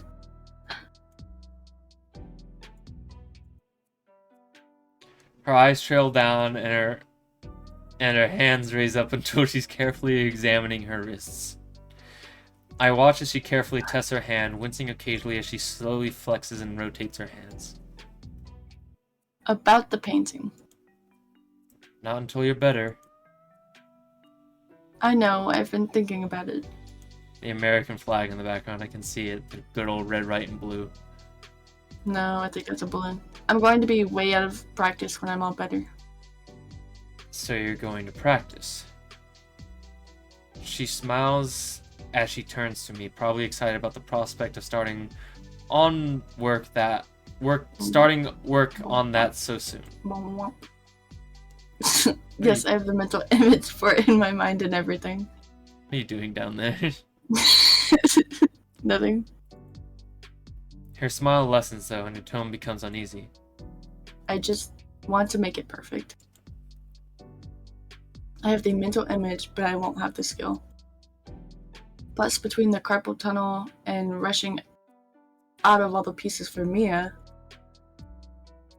I think I understand what she's getting at, but her smile is back again. once I can paint again, I need time for practice. I want to show Mr. Latican the greatest piece I can create. Do you need anything? Her words cut my thoughts off.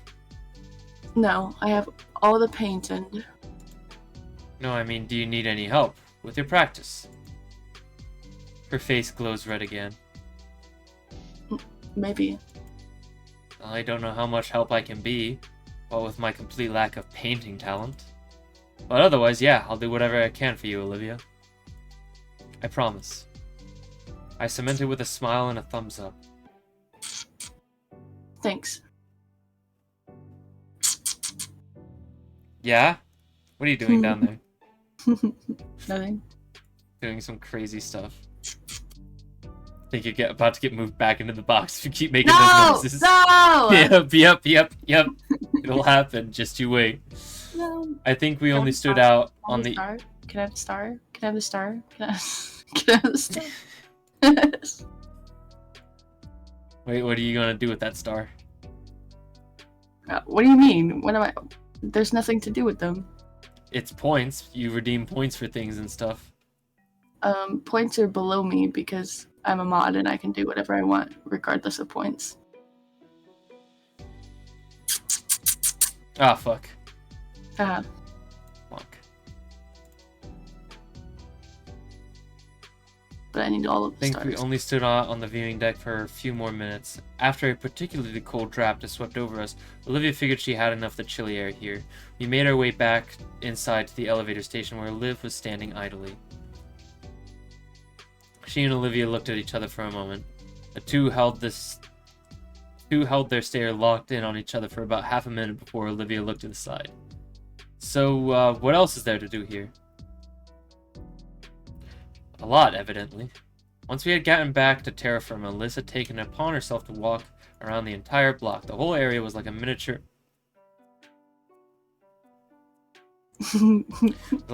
theme park with a lot of street vendors selling tourist trap gifts. Yay, you're welcome. You're welcome for all of my money, Mason. What? All of my money. I'm gonna give it all to you in 100 bits at a time. I don't want bits.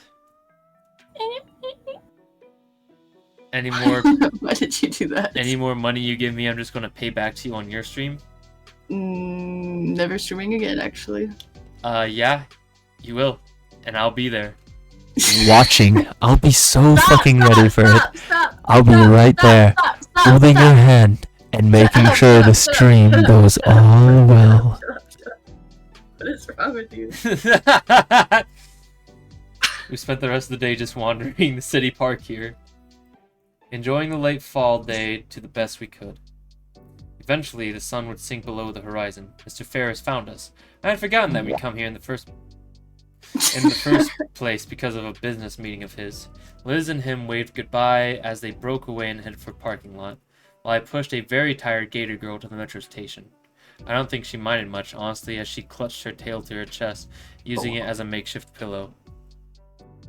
A womp. Paper have a lot of sounds. I have Yeah. a lot of silly sounds. I have one called the hub. Do you want to hear Don't.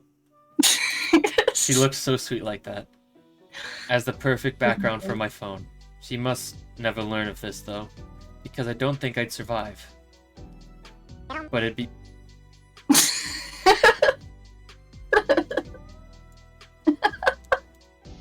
but it'd be worth it. No, not the box. After going home that night, Olivia texted me all night and well into the morning. We ended up talking about all sorts of things. Mia, our art, various shows, just about everything. Box.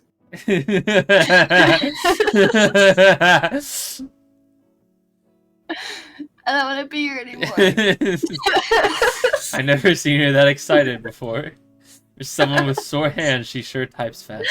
Mason, For please. someone that doesn't like talking all that, she sure types a lot. I certainly can't keep up. Get me out of here. And when she didn't want to talk, she sent more doodles than sketches.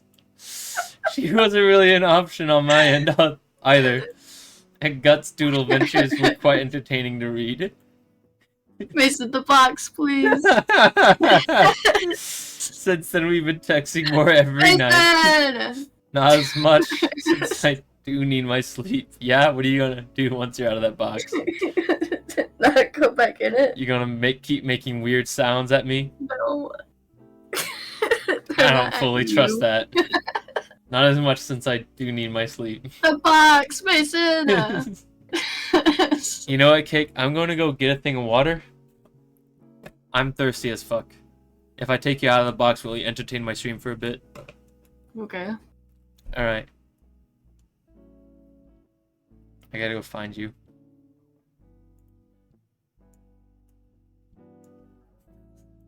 Entertain them without being stupid looking. Alright, you're out of the box. Without being stupid looking? That's not nice.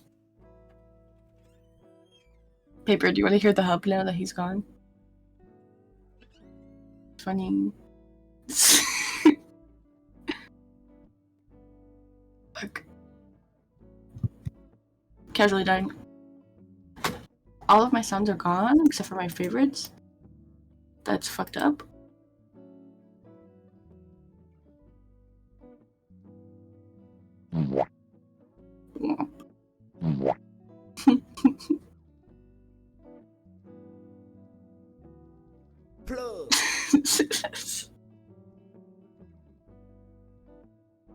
Paper, you should play with us one of these days. I'm trying to convince Mason to play Uno.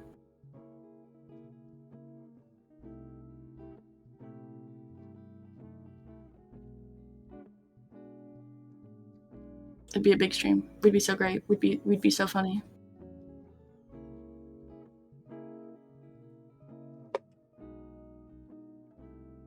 Have you been entertaining them, Cake? A genuine question, I say. Alright. Nasty. Not the box. Not the box. You already know. No, please, Mason! I did it! I entertained them! Did you? Partially? Paper, I can made you... silly sounds. Paper, if you can back up her story. Paper wasn't here. Paper wasn't here. Paper wasn't here. They wouldn't know. Yeah? Yeah, I specifically asked Paper if they wanted to hear a silly sound, and they didn't reply. So they're not here. They wouldn't know. But I did it. I was, yay! Right now, I'm just waiting for art class to end. Mr. Triggums is apparently one of the substitute that demands complete silence until class is over, but doesn't care beyond that. So even though I'm sitting about 2 feet away from Olivia, we're having to text each other. She's quite the storyteller with these doodles. Like right now, as I try to keep up with the tale of Guts writing A. What's he writing again? Mason. Yeah? Mm, Yeah? Mwah. never happening again if I go in that box. It's gonna happen again. I just know you're gonna do something silly. He's Eh. piloting the main golem from Gundam Finn.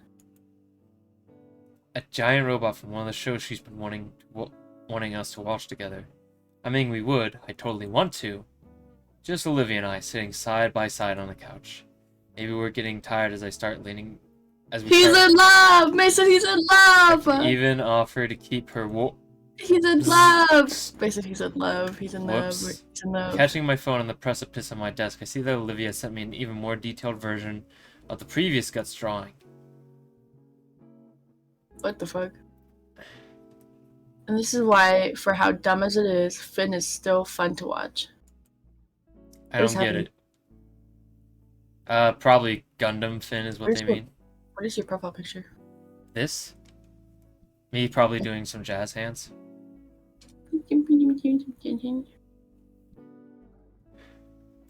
You almost didn't get your phone just now. If you'd watch it, you would.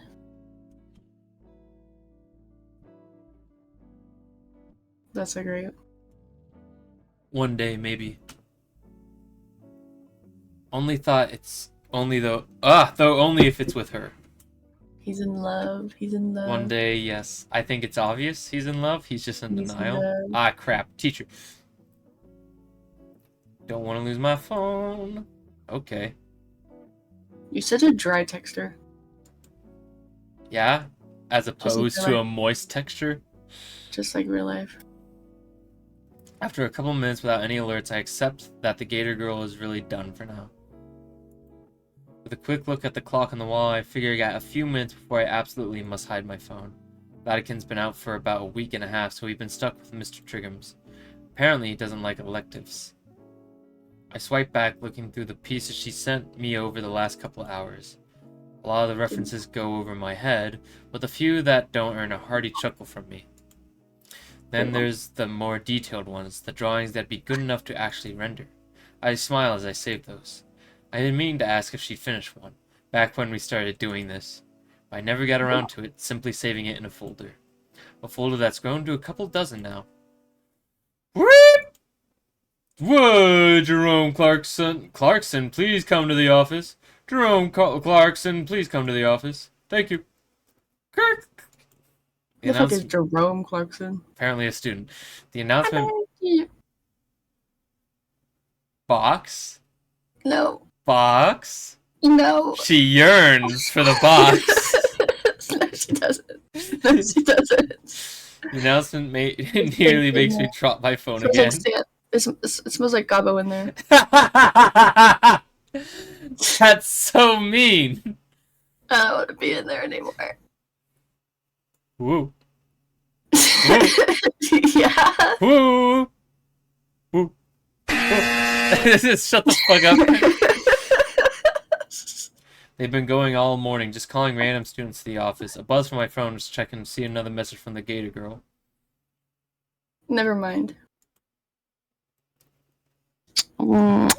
Teaches She's acting weird today. weird. Mwah. Okay. One more of those and you're getting put in the box regardless No, of your they're pleas. just smooches. They're just smooches.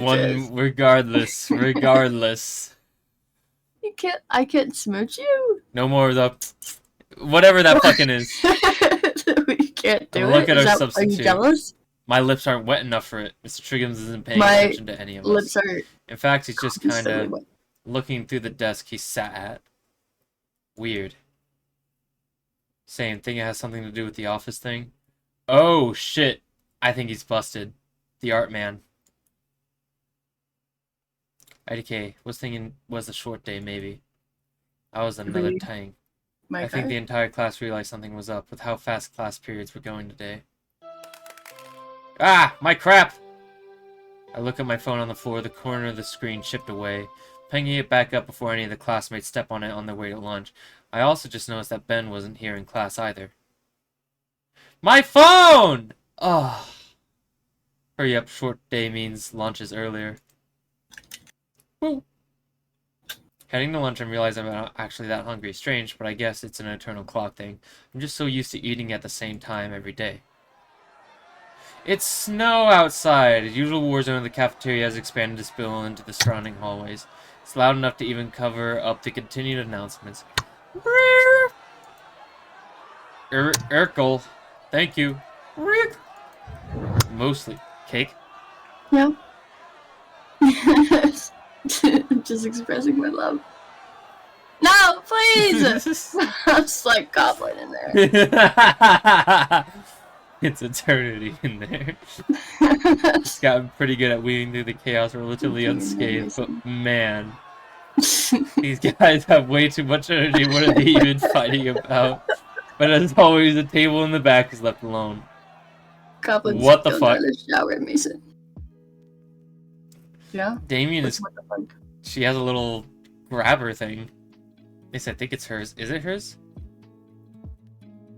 Really just poorly put on there, just like slapped on. It really is just kind of slapped on. Damien is chattering loudly about his day so far to Olivia, who's occasionally poking Liz across the table with a toy claw hand. Liz flails her arm around to shoo away the offending poke, but never bothers to crane her neck down from the rafters. She perks up when she sees me.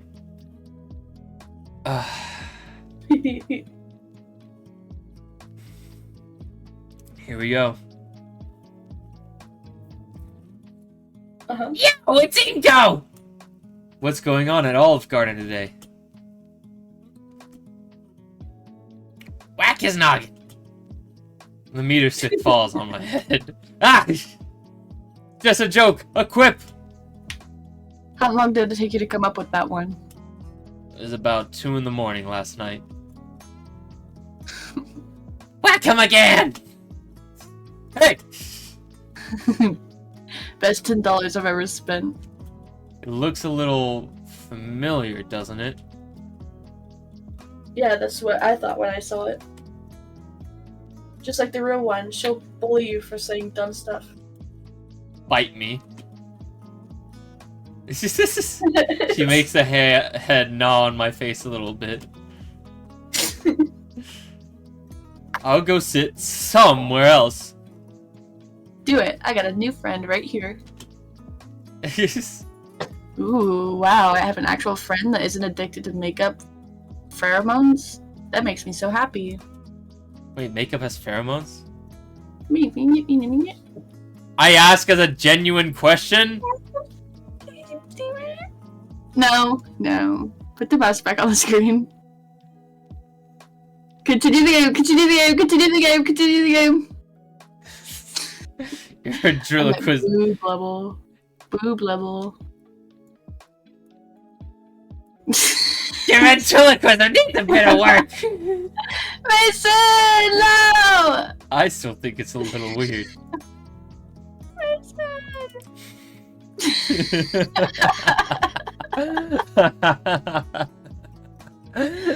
That is the biggest laugh I've ever heard in my entire life. What is wrong with you? This is a laugh. I'm invisible in here. Mason, I'm just a head. Great.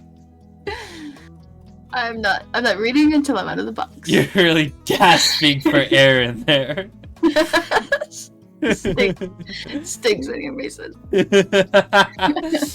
are you laughing like that? It's It's like the biggest shit I've ever heard in my entire life. I'm having a good time. You're having it. Why do you so big? Shut up, I'm trying to drink water. Changing water. Get me out of the box. Mason, it smells bad in here. Okay. What part about shut up? I'm trying to drink water. Do you not understand? What part of get me out of this box do you not understand? Fine. But on one condition. I'm sorry to this, Mason. No, I don't want to be back here either. I'll be back up front. Say, you guys aren't eating either. Mason. Speak! Put me in the front. Do your damn lines. You're a prisoner as far as I'm concerned. Maybe you'll get released early on parole, alright? No, please. I'm already on probation. I'll put you back in the box. No! Just put me in front. I'll behave for most of the stream. Rest of the stream. Take it or leave it. Fine, I guess.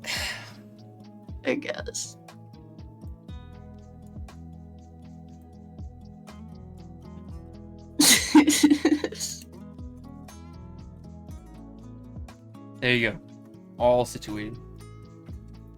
All No. situated. Cake. Yeah. I saw that. I got confused. I have a lot of things to switch Read. It's too early. I'll just eat when I get home. The lunch ladies don't really try on half days.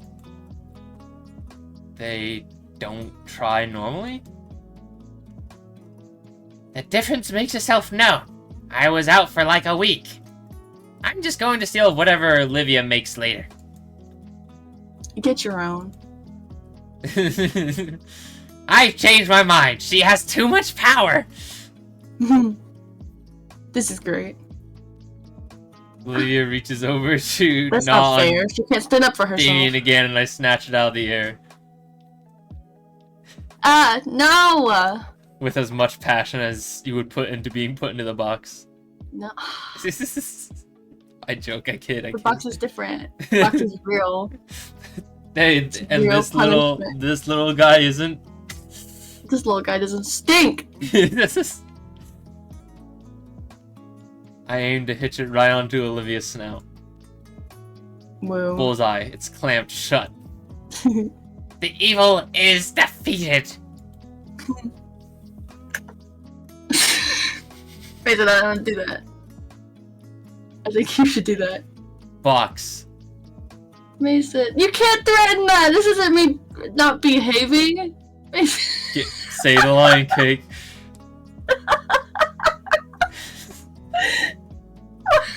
You can't ask me to myself box of baby. Stop! Fine!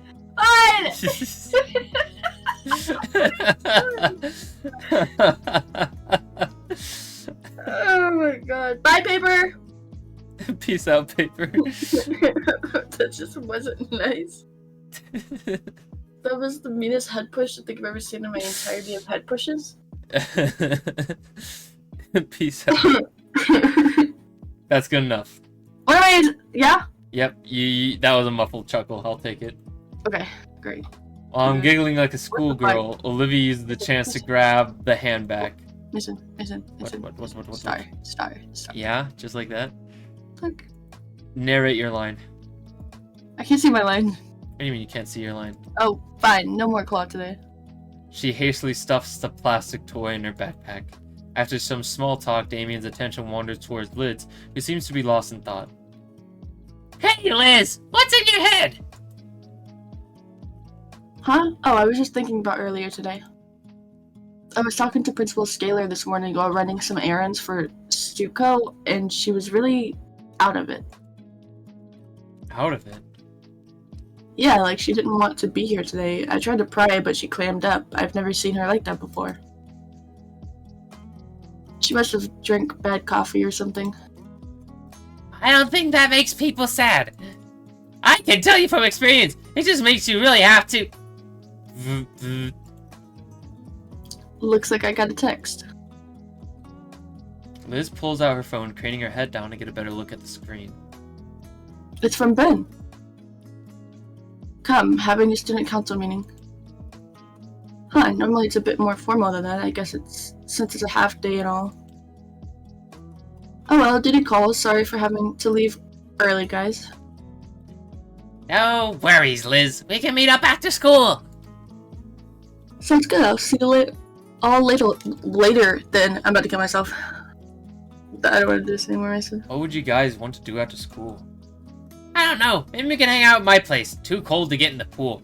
But I'm sure we can think of something. Look over to Olivia, who doesn't seem to have any objections to the idea, but no input of her own. Got any ideas, Liv? We could doodle some stuff.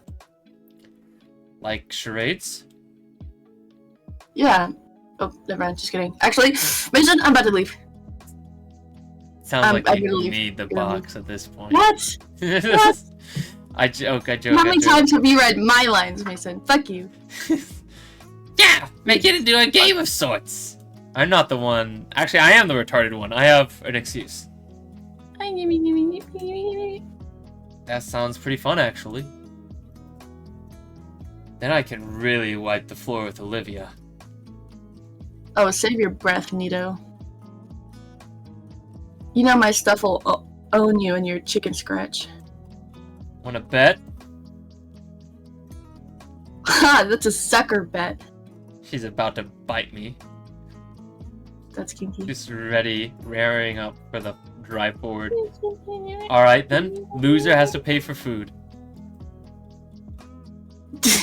Deal. We shake hands, making the wager official. Would Olivia Halford please come to the office? Uh-oh. Would Olivia Halford please come to the office? Thank you. She's next. Correct. The monotone voice of the intercom combined with the strange atmosphere of the school is starting to unnerve me. We all look to the gator girl, who rolls her eyes and starts swinging away from the table towards the exit. After she left, everything felt more off. Lunch came to an end. The school day was close to the same. There's a couple more periods before we hang out somewhere with all the extra free time. I look at Olivia's desk, still empty, 5 minutes into Prockling's class. I mean, yeah, she hates this class the most, but it's really become a habit at this point. Just like how it's become a habit for me to write an extra set of notes for Olivia. I look at the two most blank pages in front of me. Like with our other teachers, I notice something's off with Prockling. She barely says anything, instead just asking us to read the chapter on the Great War. I do, just as asked, and 5 pages in, I can say without a shadow of a doubt this was the stupidest reason for a world war to break out. A bunch of European countries being unhappy, ruled by a bunch of other European empires, deciding to revolt and dragging all their allies into the quagmire. I'm really struggling to make sense of the information, made worse with how I know what's happening. Huh? I think I know what's happening from a spoiler I read earlier today, Mason. Oh my god, shut up! With how outdated the textbooks are. Seriously, they're written so bad it ought to be a crime. It oozes pro-Gilded Age corporatism, the kind that genuinely believe that anything bigger than a gathering of 10 people was a form of unionism. With a sigh, I busy myself with taking notes for myself and Olivia. Do you like this content? Want to hang out with me? Bully me? I'm gonna put you with all the stream avatars if you keep. What were you talking like thinking when you made that? You're gonna hang out with me or bully me when I'm streaming? What a loser.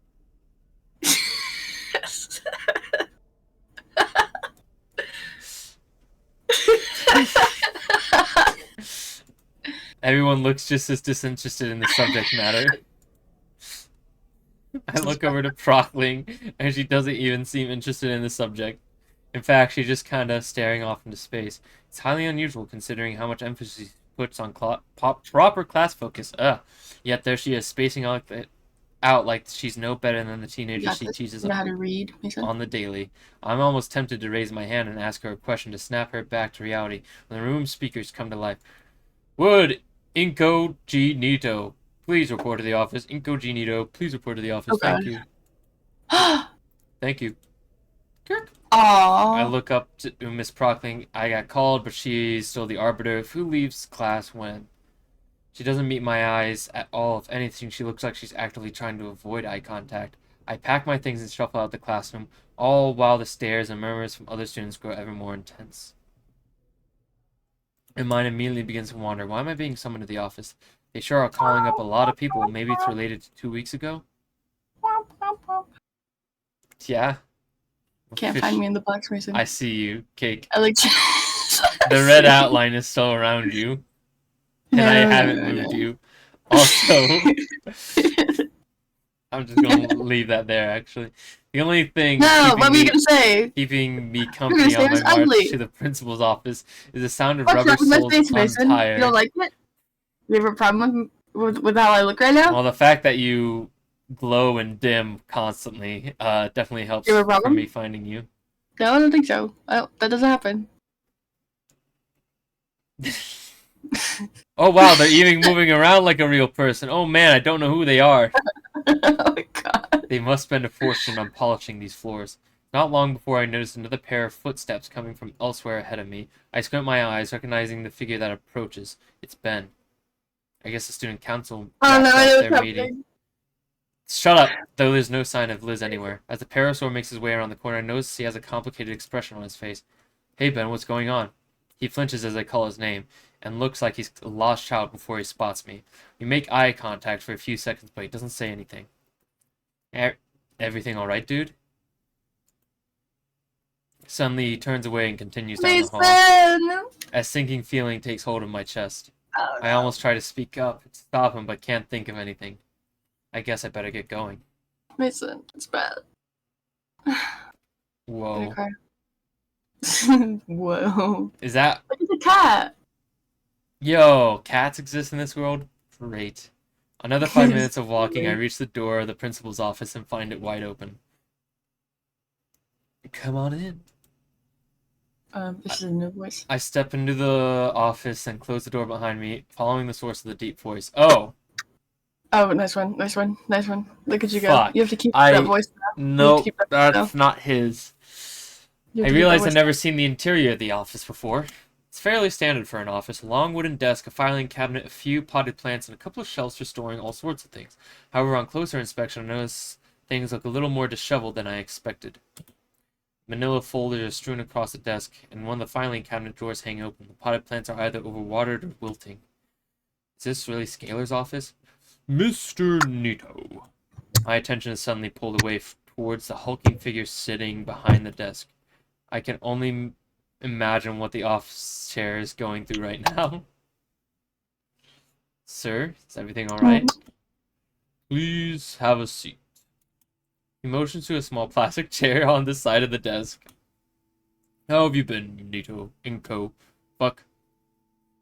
I oblige his request, taking a seat, and I'm trying to suppress my anxiety. I'm about to be taken to jail, aren't I? This is going to be crazy. It's even worse. I think I'm doing well. He nods to himself, holding his eyes closed. That's good to hear. The whale looks down at an open folder on his desk, taking a moment to overlook some kind of document.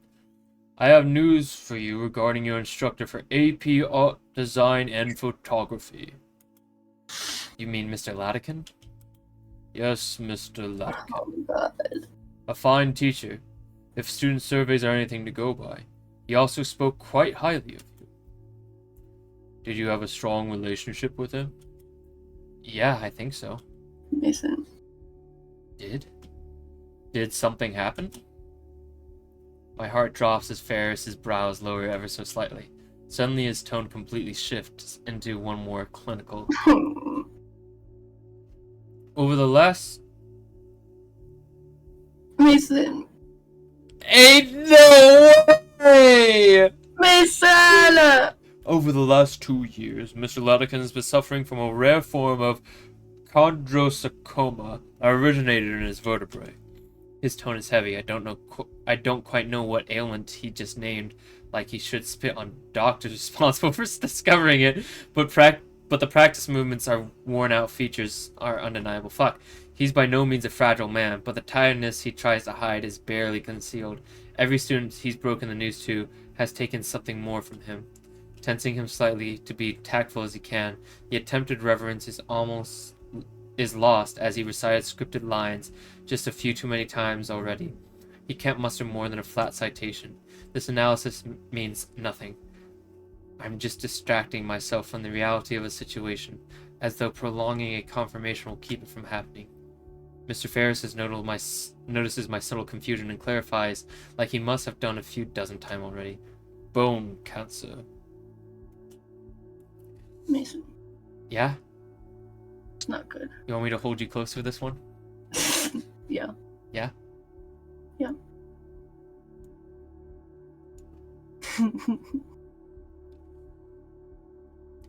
Mr. Latican was well advised by medical professionals about the treatment options available to him, and the district offered him a generous medical leave in recognition of his tenure here at St. Hammond. He turned both of these down.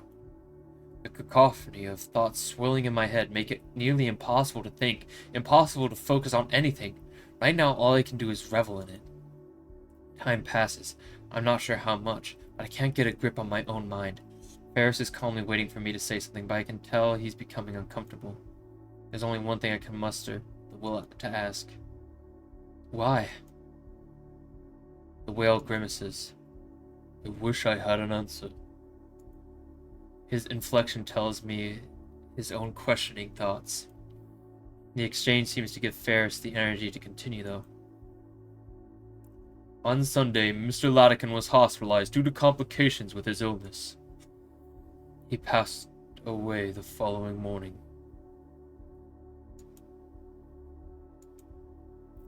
Olivia was called here before me.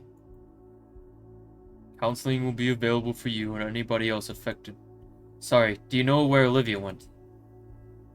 No, she didn't say. I'd like to go now, Mr. Ferris. Yes, feel free. I stand up from the plastic chair, pushing it close to the principal's desk. Offering one last nod to the superintendent, I left myself out of the office. As soon as the doors click shut, I start running.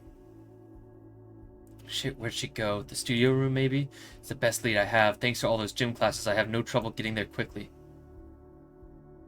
My new destination takes me up the main staircase of the school and onto the second floor. It's not long before I'm staring down the hallway of Latican's classroom. I breathe a sigh of relief as I spot Olivia sat in front of the door. God, what do I even say to her? My thoughts come crashing to a halt as I see another dinosaur beside her, gesturing maniacally. Ben? From an outsider's view, it looks like Ben is trying to talk her into something, but there's such a stark contrast between their moods. I suppose Ben is mourning too, but maybe he's just handling it differently. That's the plan I have in mind. What do you think of it? Olivia? Yeah, okay. Olivia's reply came off weak and unfocused, like she wasn't talking to Ben at all. Can I count on you to be a part of it? Sure. I remain obscure from you. This doesn't seem like a conversation I should intrude on. I'll just catch up to Olivia after. Honestly, I'm somewhat surprised Ben is talking to her. No, maybe that Olivia is listening to Ben. That those differences are being put aside. For once, our priorities aligned. I thought I had to come to find Olivia too. I wonder. Latican was a mentor to each of us. Like he'd always been around to help us, but now. All the little things that make you anxious or aggravated are gone. In an instant. And all that's left is reality. Why bother with this dramatic garbage if now's not the time to be brought together, then when? I'm thinking too much. My hands are shivering. Something in my heart threatens to fall apart, but not now. Her voice was too quiet for me to hear. Whatever she said wasn't what Ben wanted to hear. Olivia, I need to know you're with me on this. Yeah. Olivia. Ben kneels right next to Olivia's chair, putting the two on eye level, though she keeps her averted to the side. I need to know if you're in on this, fully. There's a strange panic in the Parasaur's voice. Please, Olivia. For him. Finally, after what felt like a few minutes, despite it only being 4 or 5 seconds, Olivia looks back at Ben's face and gives him a meek nod. I'm going to take that as a yes, then. The Gator girl gives no other reply to Ben's words. The only sign that his words had registered in her mind were her hands suddenly, yet gently shaking all the while her claws dug ever deeper into her wheelchair's armrests. Her bulwark broke at last. Seeing the droplets from her eyes drives a searing pain through my chest. My instincts drove me forward beyond my common sense. I grip the blue boy's shoulders and pull him up. Ben. And Parasaur's eyes snap up towards me. He makes eye contact with me, a depressive expression coating his face. Inko, what are you doing here? I wanted to see Olivia. Olivia's silver eyes finally lift, and the pain reflected in them threatened to shatter my aching heart. Ben looks back to see those mournful eyes too, even though he's smiling, though his reaction seems to be the opposite of mine. A smile draws across his face. Inko, hear me out. I'm trying to organize a eulogy for Latican. You know, say our goodbyes to him. He deserves it, at least. Olivia, me, and you. He helped each of us out so much, and... While the Parasaur rambles on, I turn my attention solely on Olivia. I push past Ben and take a knee next to Olivia, now eye level with her. Ben finally stops talking. I can feel his stare boring into the back of my head. He wants an answer for whatever he was just talking about. An eulogy for Mr. Latican. It's so surreal to think about that. Like, he must be autistic. Like, the timing! Like, wait at least a fucking day, dude! At least a day! I think that I spoke to him only yesterday, and today he's just gone. A eulogy. Yeah, it's the least we could do for Latican and his pupils. He deserves so much more, though. So much. Right, yeah, Olivia's probably feeling what I'm feeling right now. This fight between reality and emotions. Latican's gone, and I'm still trying to process it. Trying to accept the fact that I'll never see him again, or listen to him again, or give advice from him again. Never get to impress him, or show him how much I've improved because of his lessons. Don't think I'm ready to accept that he's gone. Ben clears his throat, snapping me from my stupor back to our current reality. I'm sorry to be so pushy, but I need to know if you and Olivia are in or not. Ben turns to look at Olivia as he says those words. Olivia, meanwhile, continues to stare absent-mindedly at the wall. Almost as if Ben's words were not emanating from right next to her, but a few dozen miles away instead. Ben, I don't think... I suddenly feel a cool, scaled hand fall on top of my own. I turn to look into Olivia's pain-stricken eyes. They gaze deeply into mine, pleading, begging to make the pain vanish. I don't know quite what I should do. Your choice here matters.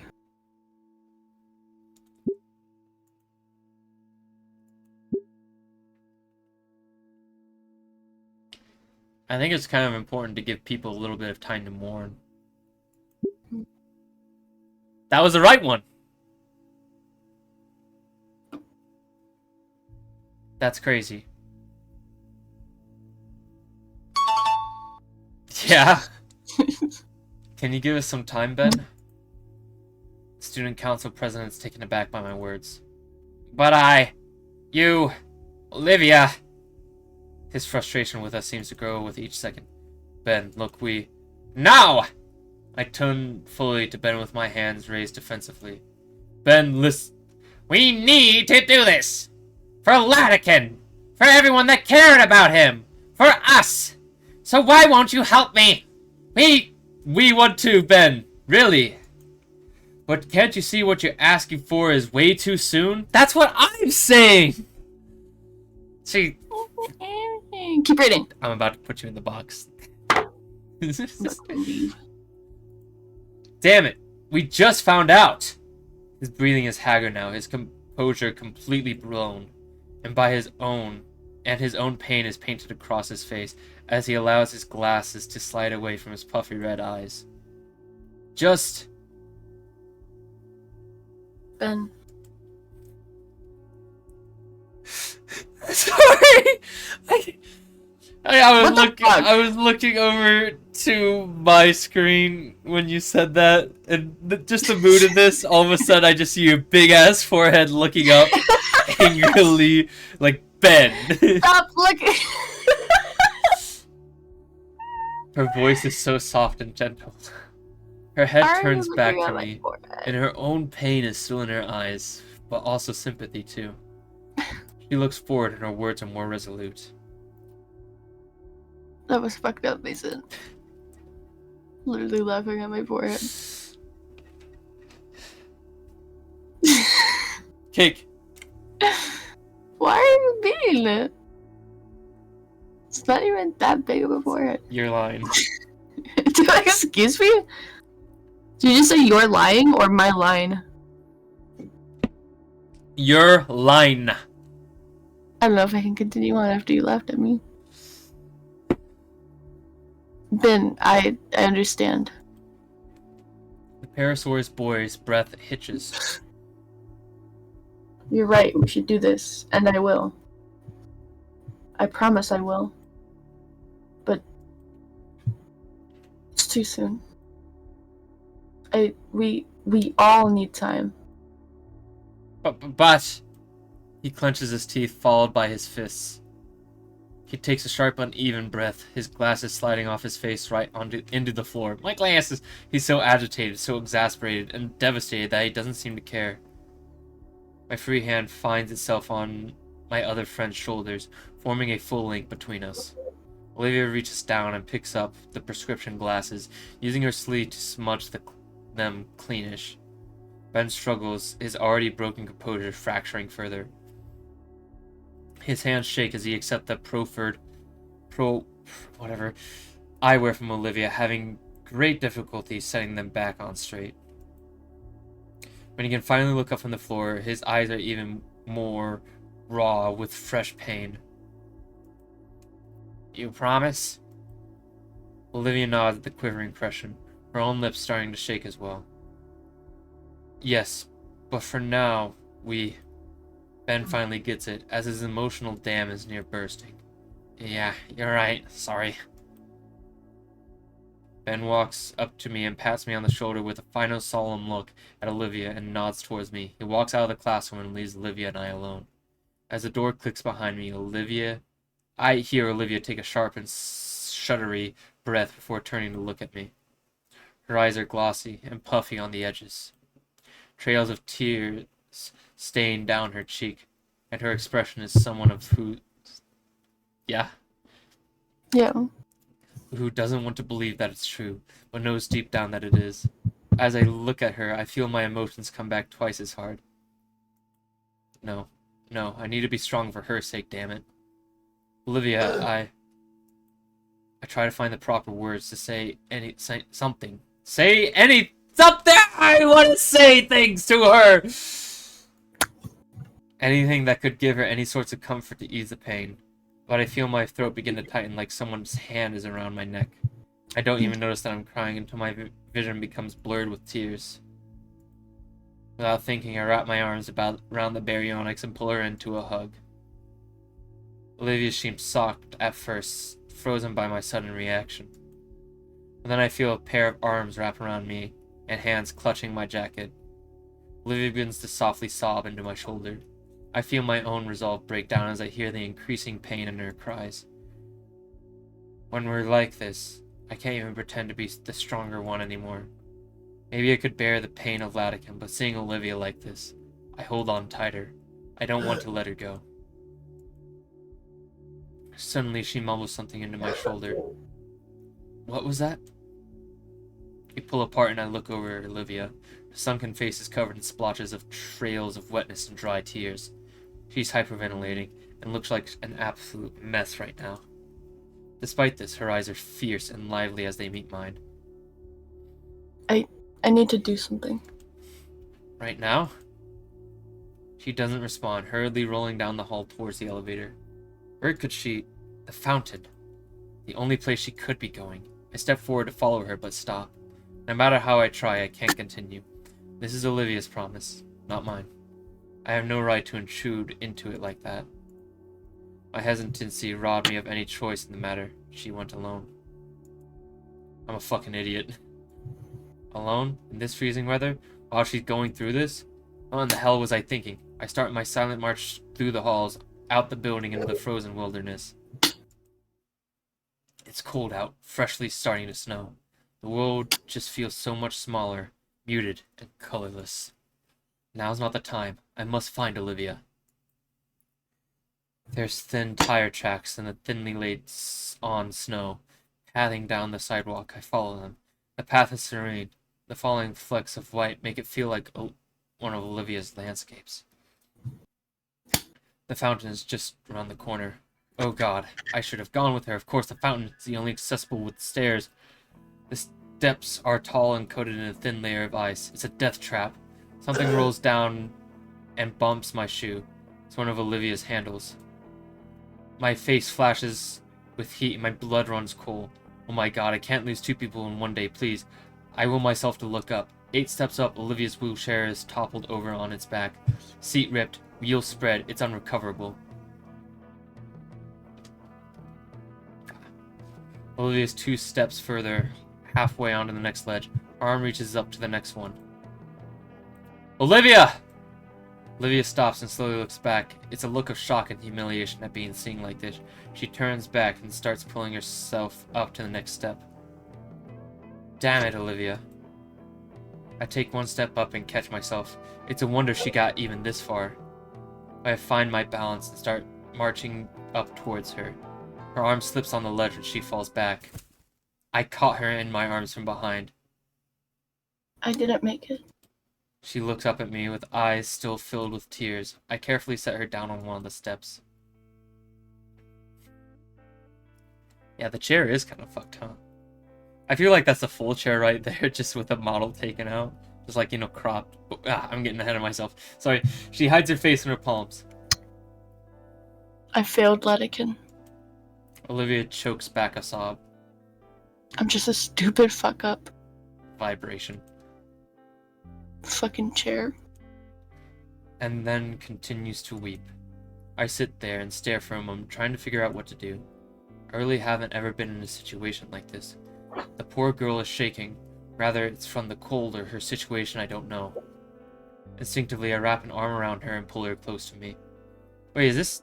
That's right, this is the one time she's, like, not wheelchaired up. So this is, like, a regular model. It's crazy.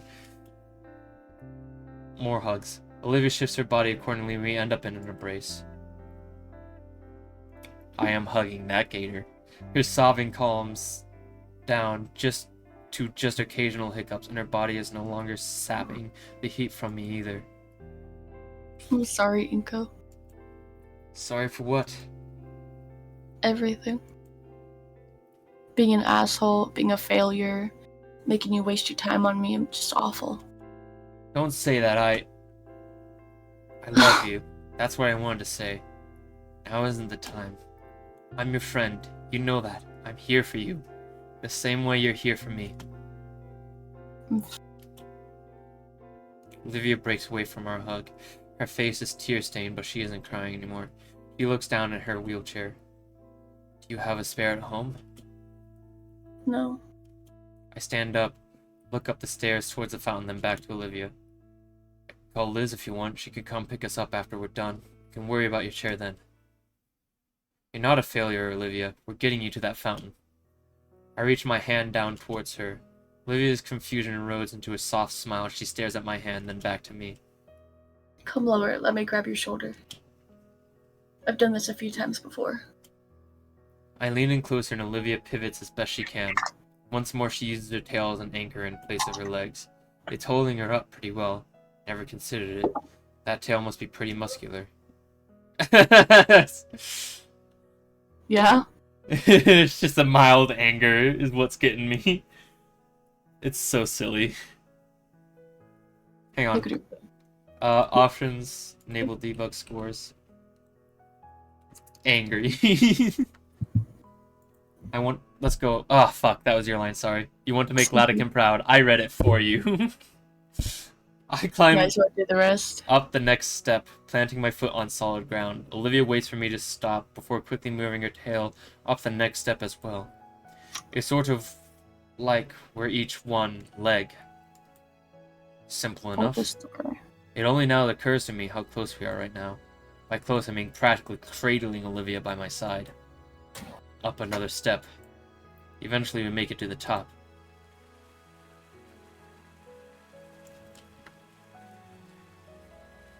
Nice.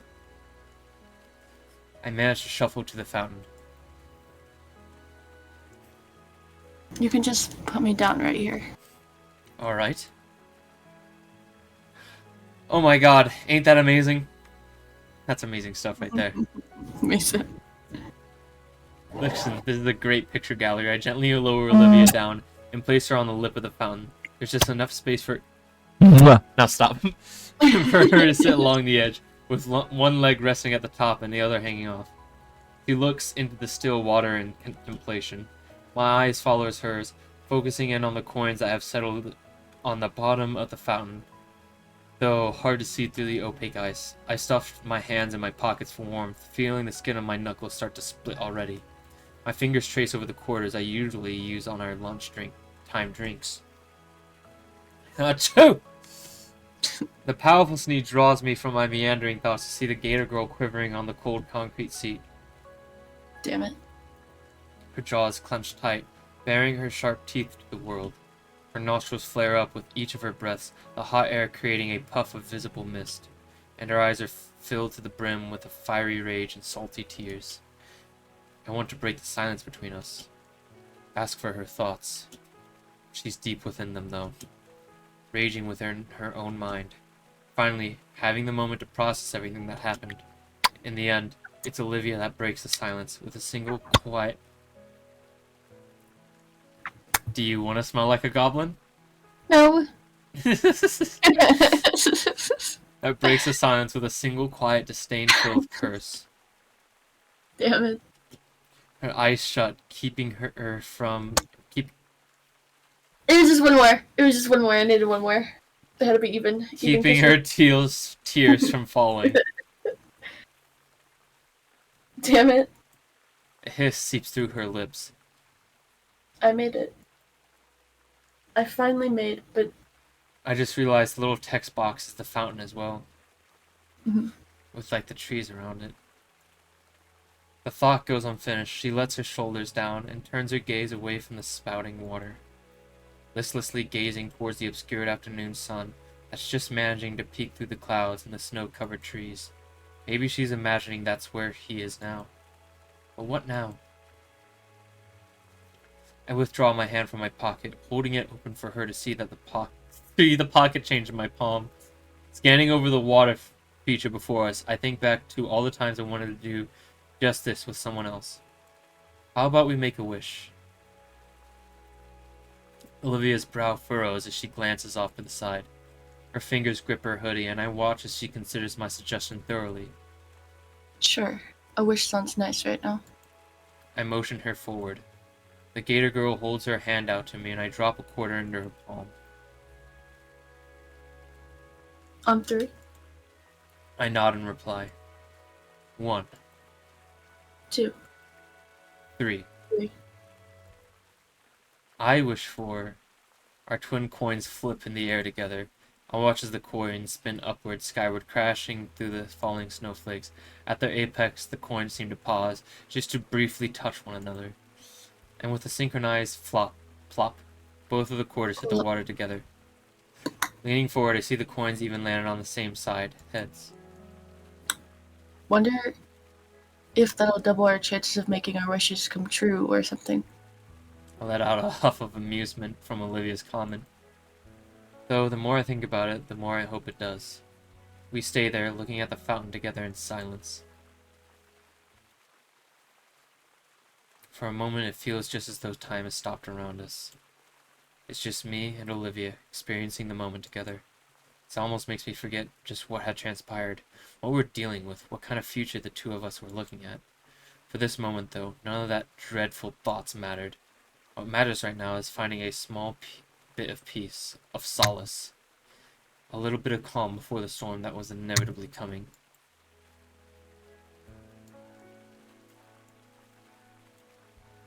A harsh wind chill finally brings Olivia and I out of our Get me thoughts. out of here, Mason! Hey, sorry for being super fuck, that's you. Nope. Yep. Out of the box. No more box. No more kisses! You said you would behave. What? Behaving and kisses are not correlated. You said you'd do no more!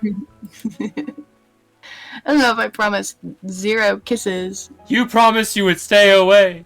I lied. I would never promise such a thing. You gotta... However, get me out of this box. Yeah? Yep. What's in it for me? Or, Mwah. Get me out of this box. You're gonna stay. Lines, cake, lines. Lines, cake. Clearly you need to learn your lesson. You're staying in there no matter what now.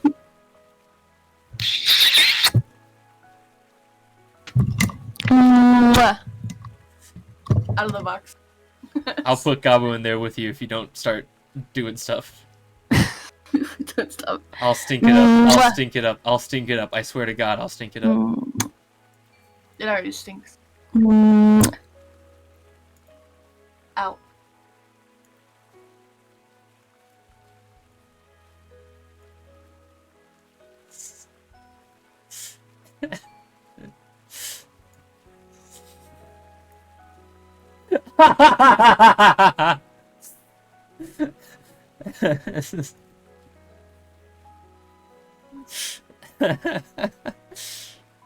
Hang on a second.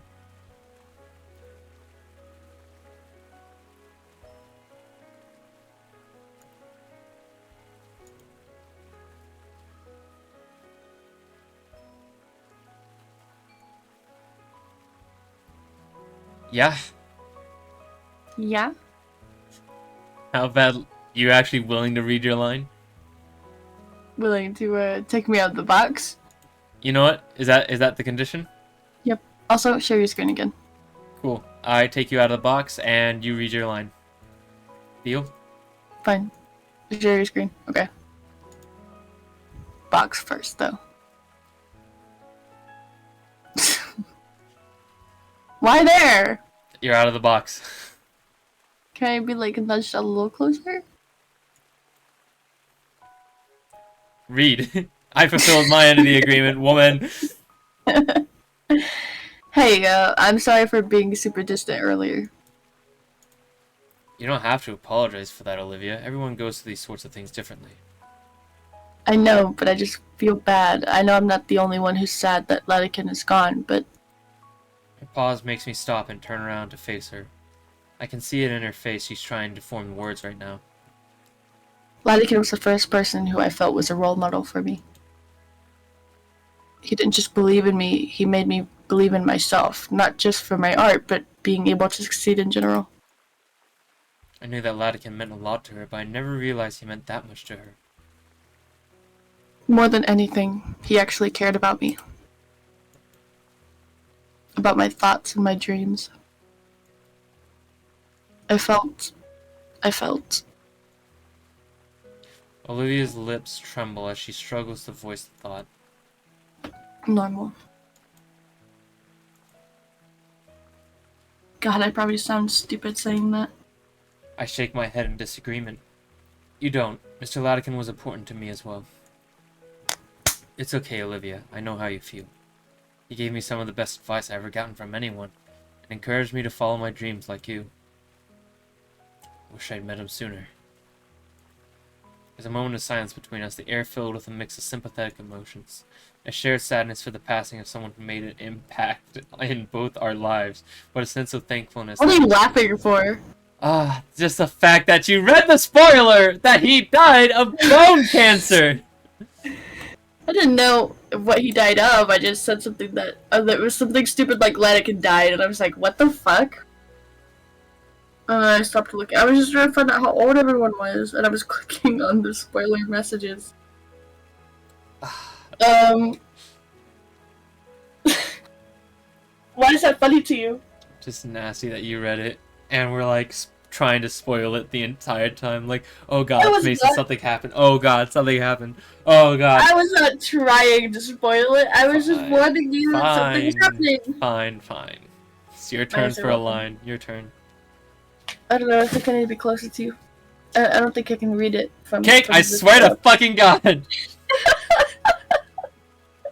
I'd rather play Apex and play these silly games with you. Apex together? Yes. Riddle? Never play Apex by myself. God. No, Yeah. we're doing this Yeah. right now. We're doing this right now. We're doing You this said right you'd now. rather be doing Apex. Then playing the... Cake, I'm about to... Fine. Fine. Guess we both got our issues, huh? Yeah, I guess so. A fresh breeze of icy air sends a shudder down my spine. So what should we do now? I pat off the growing pile of snow off my shoulder and head. Let's see. I look at my phone. School is ending in 10 minutes.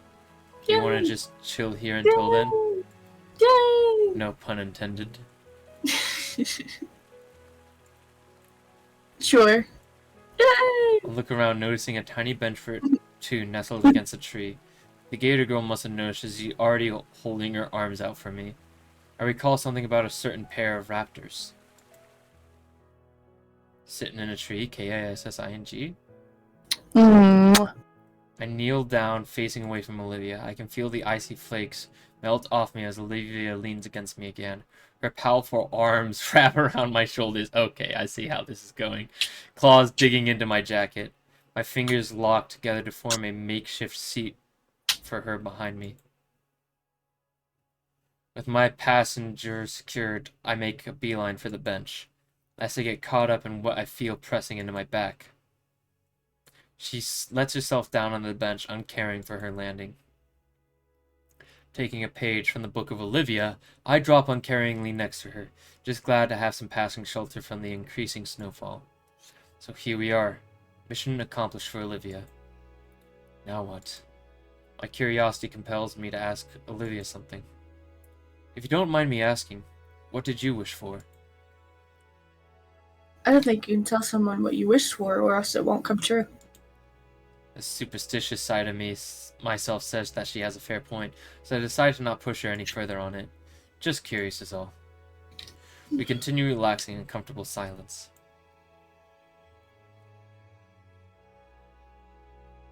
I mean, I don't mind telling you if you tell me yours. I guess that's only fair. What did I wish for just now? It's hard to put into words. It's not something specific, rather a feeling I keep coming back to. Back before I came to this school, I would have wished for more friends, or a successful future, or to take something back embarrassing from the past. But now that I think about it, I didn't need to make a wish. That's too vague. Wait, that's your line, fuck. That's too vague. I know, but I don't know how else to put it. There's 4 endings to this game, by the way. Come on, at least try. Stop looking at spoilers! It's not a spoiler, it's the choice system thingy. Gonna slap you. We're in, like... I don't know where we were, actually. Don't look! Stop looking! My best It was memories just from what the chapter we're past in, few... and if there's choices or not. And it said there's no choice. This.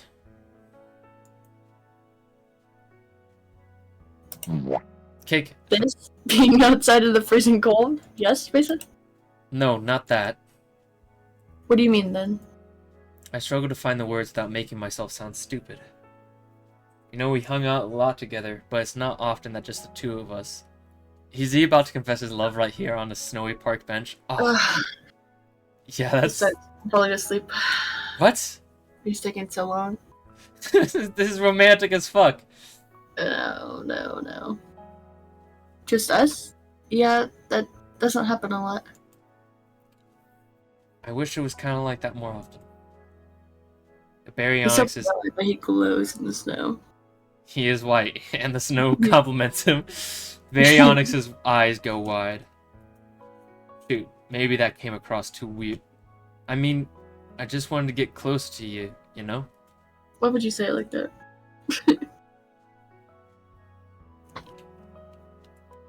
Yeah? Yep. I watched the Mason's a beginning... pervert. Say again? I said Mason's a pervert. What? No! You can't put this on me. I just am really liking how this is folding out. Look at him. Pervert. I watched the beginnings of a blush form across Olivia's cheeks. Wait. I don't mean it like that. I don't think gators can blush. I want to get to know you better.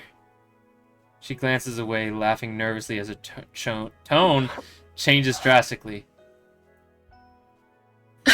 Yeah, I understand. Totally. This fucking guy, I swear to God! Yeah. Yeah! Of all the places to propose your feelings, this is the time. Actually, maybe it's not the time. But this is the best shot you got right now. Mhm. A silent sigh of relief. You want to know what I wished for? If you don't want to share, you don't have to. No. I asked for yours. It's only right. I wished to know what I want to wish for. I glance around the bench towards her. I can't make sense of anything right now. I want today to be over, frozen, and to have never happened all at once. I want Latikin back, but I don't want to just replace him with someone else. It's too late to start all over again. She stops to wipe her eyes, but they're already dry. All I've ever wanted was to be someone he would be proud of. But it just feels impossible. She looks away. I ended up picking something lame. Sorry. What's that? Olivia's still looking away, so while I hear her hesitation, I can't tell what she's thinking. I threw that coin, and out of everything racing in my mind, the one thought that stuck out the most was just... She chews on her lip in contemplation for a moment. When she finally continues, her whole voice is a soft whisper. If she's the one that proposes her feelings, I'm going to lose my mind. This fucking women guy. can do this too? What? Women can propose their feelings first? That's crazy. There's, no problem with that reason? I want somebody I can trust. I feel my face heat up from her words and her tone. Even with her head turned, I notice a red flush creeping over Olivia's face too. I instinctively jerk my head in the other direction. Shoot, what do I do now? We're both sitting motionless, neither daring to say a word. If I listen closely, I can feel her heartbeat from here. She probably hears mine as well. I didn't even notice the cold anymore. Maybe we can just stay like this for a few weeks. No, don't be ridiculous. You need to tell her how you feel. I clear my throat, searching for words that couldn't come. She just said... What? Nothing. What? I said, do you come? That's crazy. She just said she wanted somebody to trust. I mean, you can trust me. I hear her shuffling from Olivia. Damn it, I can't work up the nerve to turn my head back towards her. My neck feels like a rusted hinge as I try to disobey my body and look her to periphery. Do you trust me? Despite my words, she nods her head vigorously, the blush growing dangerously bright. Well... This is it, this is it. What's it, what? Nothing. I shift my body towards her on the bench. I trust you too. Suddenly she shakes her head a bit to bring herself back to reality. Maybe I can be honest with you then. You're silly and you're ridiculous. You're just a silly little guy. Maybe a little optimistic. You're thoughtful and adventurous, and you're so willing to just take me with you. You don't treat me any differently for this stupid thing. She lightly hits the armrest of the bench. I guess I stopped noticing it at some point. Well, yeah, obviously you're like... So many words dance on the tip of my tongue. This is so hot. Like... My mouth and brain are at a standstill, one waiting just to blurt out whatever while the other one keeps itself disseminates it in a thoughtful manner. What comes out is Belargle. Just so Belargle. Look at your little smile, you're so confident. A furious snort rips from the gator girl's nose, followed by peals of laughter. Out of embarrassed shame, I covered my face with my hands. I'm so glad that I've never been this much of a fucking loser. Cake, Yeah. I think you're pretty Pelargal. Yeah. Uh-huh. You would say something like that. Man. What was that? I curse my nerves and try to protest her continued guttural guffaws.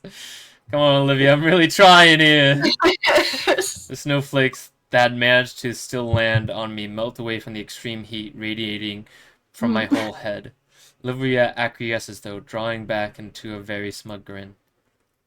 Okay, take 2, Inko. My head's temperature finally drops from the core of the sun to a more manageable volcano.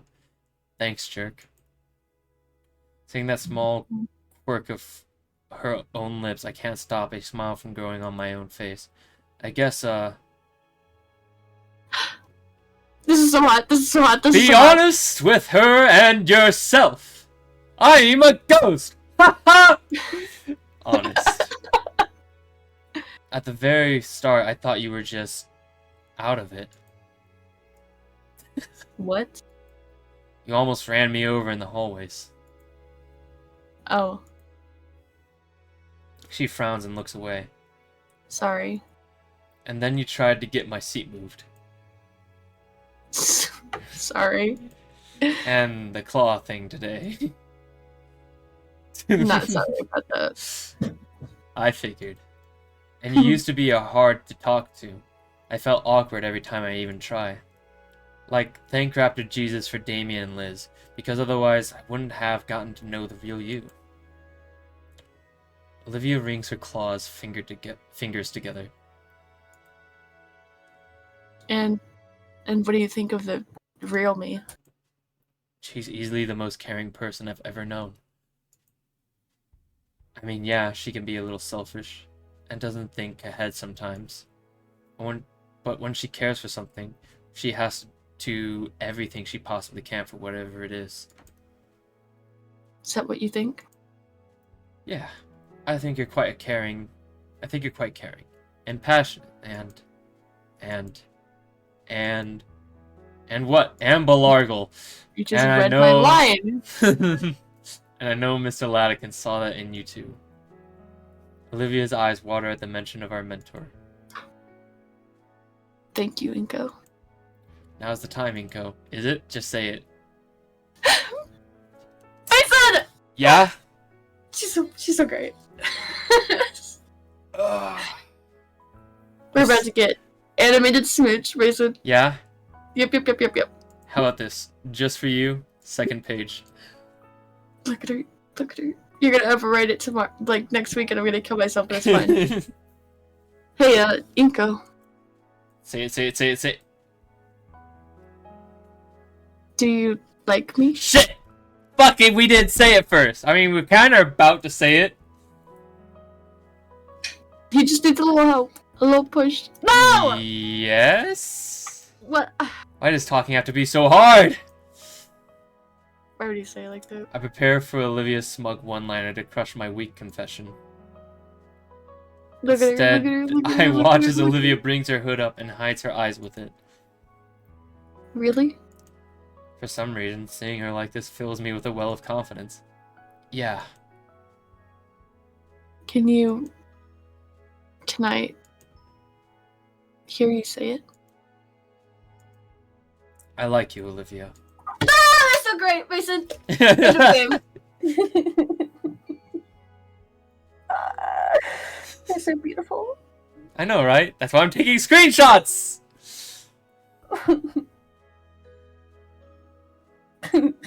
Mason, they're so great. Fucking Christ. I don't get how. Look at her, look at her, look at her, Her look at her. hood peels look at her, away look at just her. enough so I can see her shimmering silver eyes. Why would you like someone like me? Well, Yeah, Mason. well, you cut me off, clearly. I like you too. Look at her! Olivia brings her legs to her chest, holding the limbs tightly together. Oomph. She brings her hoodie's hems over her legs, transforming herself into a crocodile-shaped igloo. An alt-live igloo. What the fuck?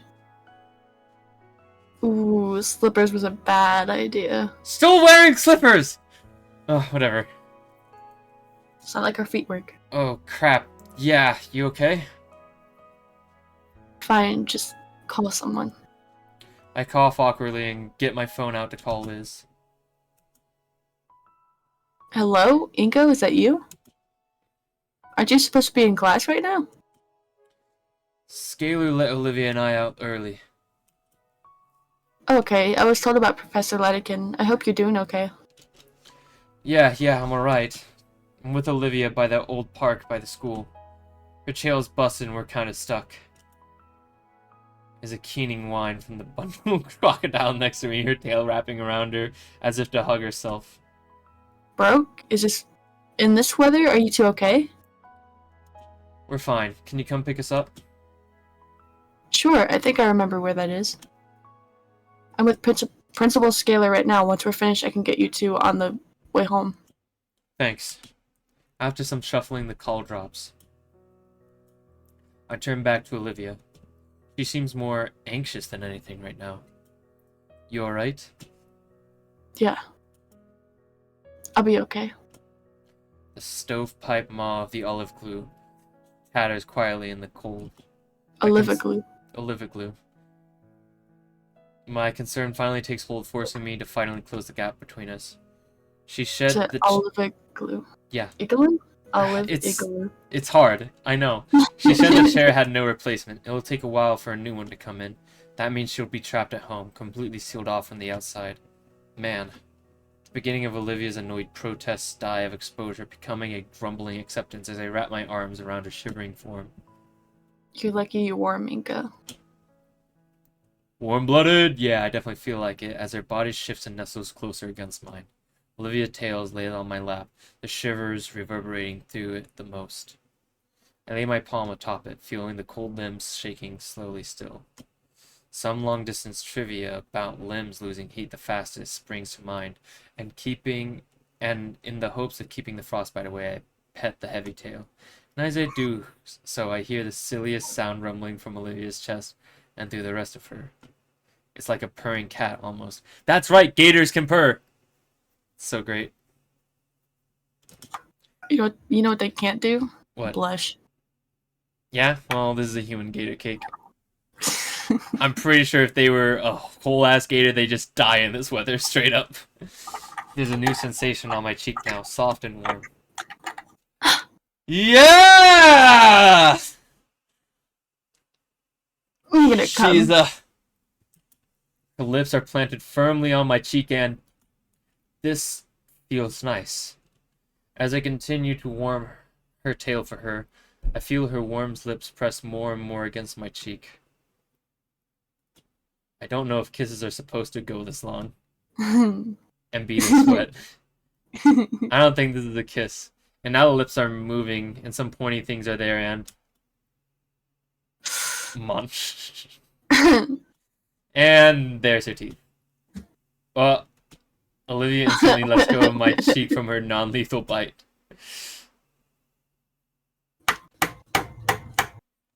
How can you be new to this plump and you just go in your brother's face? It's just like you, Cake. I've never done that. Just like you, Never. our first night together.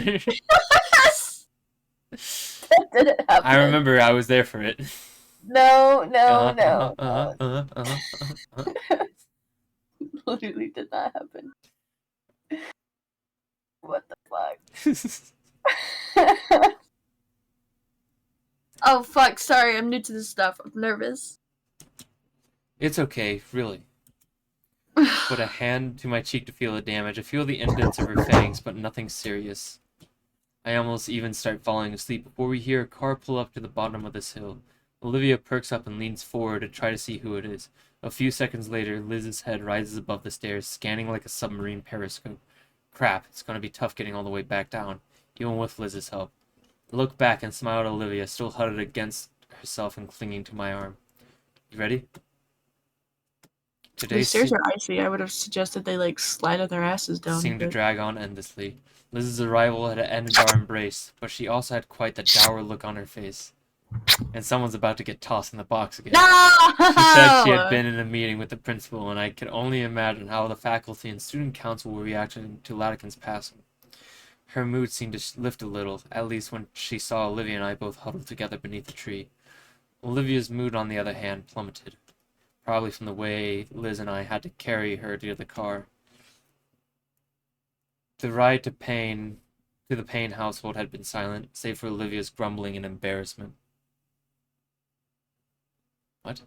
Metal? They smooched? Yeah? Little nibble? That's crazy. I think I'd be in a similar mood if I was treated like a sack of potatoes. Then again, how else were we supposed to carry her? I should suggest more leg workouts to keep Coach Solly, just in case. Everything is white! Damien and Randy. She's just kind of kneeling on the ground before us. That's crazy. We're waiting for us at the curb. The older man looking over Olivia with worry. I'm really sorry, Mason, but the more I see this dad dino, the more I see your dad. He doesn't even have the same hair color! They're dinosaurs, obviously not! But if your dad was a dinosaur, he would be this man right here. No, he would not be.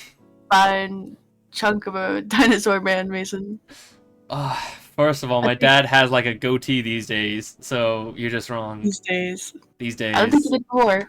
Maybe, probably not. I don't know. I think I inspired him by growing a beard myself.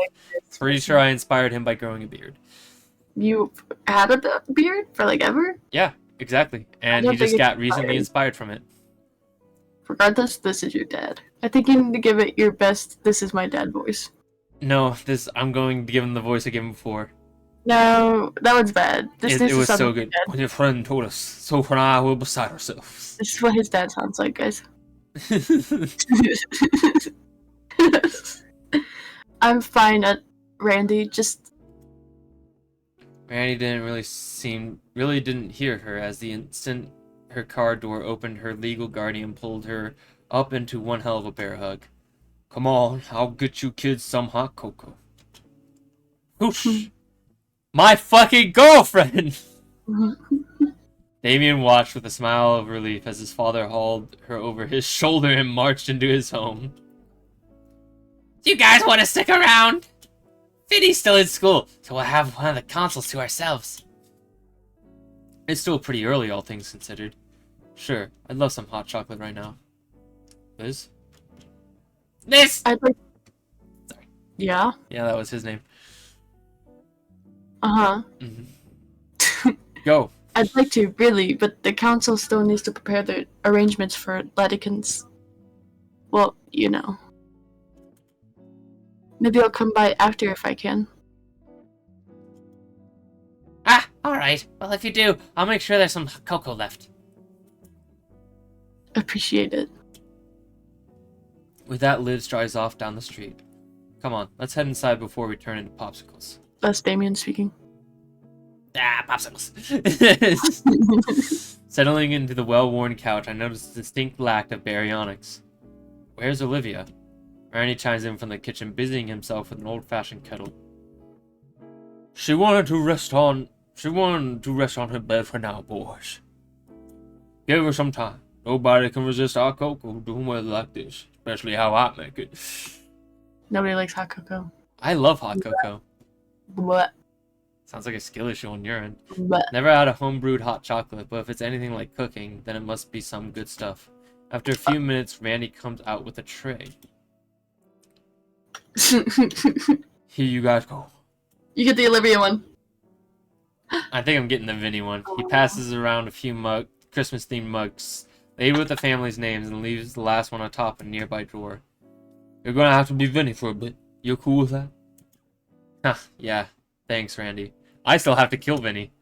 Man, you look cold. Were you out there long? It's true. But now the snow on my jacket's melted and my clothes are chilly and soaked. Feel free to take a look off until you warm up. I'll be in my bedroom resting. Holler if you need anything. Get naked, Mason. With Damien? Get naked. No. Boys will be boys. Boys will be boys. That's not what that says. He gives Damien a pat on the back and leaves. This mug is hot to the touch, but it's a welcoming feeling to warm up my icy fingers. I take a moment to gently blow air on the beverage to cool it down before moving it to my lips. Yeah, it's pretty good. Damien's just chugging his. He finishes a swig and sets the glass down. That must have been half of it in one go. Well, there are multiple ways to enjoy anything. After today's events and weather, I really needed this. Another sip. It's really helping me warm up. I didn't even notice how cold I was. Hey, Vinny! On an unrelated note, you would be Damien. He looks like he smells just like you. Yeah, I doubt it. No, Yeah. same hair and everything. You good? Basically, I'm holding it together, yeah. that means Still that means scattered. Randy is your dad, Mason. Nope. And I Vinny is don't Jack. blame you. Hey, Pops doesn't want you venturing back into the tundra out there. You up for a game or something? He gestures back to the entertainment setup. No, but go ahead, I'll watch. Damien thinks for a second, the few gears in his head turning in conflict. Really, I don't mind. Alright, I'll get set up. Damien sets up his game, searching through several mismatched cases for the right CD, giving the screen a good thumbs up to get it to work properly. Grabbing a controller, he turns on the X-Rocks 1, selecting a thing called Rock Ring ODHG. Yeah, I have no idea what that's a parody of. What? ODHG. And settles on something and settles deep into the groove of the couch. This one's my favorite in the series. After a minute or two of gathering a full lobby, the Dilophosaurus picks up his class and begins his virtual rampage. Only a minute until he manages to get the first kill. I'm just a bit burnt out by the day, getting pretty tired actually. Hey, Inko. Yeah? Olivia didn't come back with her wheelchair. Something happened? Yeah, she isn't taking Latican's passing well. Man. Well, I'm glad you were there for her. My eyes remain on the screen. I'm the narrator now. Yeah, this is my story. Lost in the vibrant violence as some in-game announcer proclaims Damien's digital massacre. On his part, Damien's thrill wavered like crazy, and looked as if his arms were also wanted to wave in victory. You want to talk about it? I don't want to take up your time, Damien. Come on, man. We've known each other for a while. You can be honest with me. Not sure where to begin, really. Latican was really cool. I don't really have the right words for it. Somehow I think I'm unqualified to speak on it compared to Olivia. She knew him better than I ever did. Ugh. Next time skip we might be done. I'm need to like Gah. What's happening? My body is getting tired for some reason. I'm reading very interesting things Yeah, about the game. Stop reading about the game, Cake. About Ben. Yeah, what about Ben? Imagine if I told you. Wait. Nope. Imagine if I told you there's an ending where he's not with Mia and he's dating some other raptor. It's a raptor woman. Really? Yeah. That's crazy. Fuck Mia. We haven't had any interactions with Ben besides like a handful, so Sorry. Don't do anything. Don't do anything you're gonna regret. Put that mouse back. Put it back. shoot. I was just giving you some loving. He was important. He was important to her. Yeah. Next time I see you, I'm gonna bite your face. We talked a bit about it before Liz picked us up, but I'm worried I'm not much help. Well, that's what we're here for, right? To help her out help her out in any way we can. Best thing to do is be ourselves for her, and she'll eventually go through the motions in her own way. Yeah, that makes a surprising amount of sense. I slowly look up from my mug over to Damien. And you make it sound easy too. He briefly meets my gaze before returning his attention to the screen. I know I'm not the smartest guy around, but I do know Olivia. We don't share parents, but she's still my older sister. Older sister? Her birthday is first, duh. And knowing Olivia, she'll be able to manage. But how are you managing? Me? Trying to sort out the maelstrom of emotions running rampant in my head is... Overwhelmed, I guess. I wish I'd gotten to learn more from him. Olivia could probably recite some of his lessons by heart. She probably could. I remember the first time she got to work with some real special paints in his class. She was just ecstatic. She came home a mess, covered all over with blues and greens, and leaving tracks behind wherever she went. When Ma saw her, when Ma saw her, I guess this was my voice the entire time, actually. Saw her carpet vandalized, she threw her right in the backyard and hosed her off. I ended up joining in, because it looked fun. Eyeing the hallway leading to a room, a part of me wants to see if she's alright. That part simply wants to be closer to her again. Amy looks back, the unspoken question clearly written across his arched brows. What about Olivia and you? Speaking of, I may have told Olivia that I liked her. About time. Huh? What? I love Damien so much. You two I stuck love together Damien. like glue ever since the summer barbecue. I mean, come on! Anyone with half a brain could see you two were becoming more than friends. All the signs were there! Although it does worry me a little. Why's that? Well, think about it. Your teacher just passed away and you're both wrecks right now. What if it's just that suspension bridge thing? I don't know, man. It only just happened. You're right. Sorry. I do like Olivia, I know that. I guess I'm a little scared of the future. How so?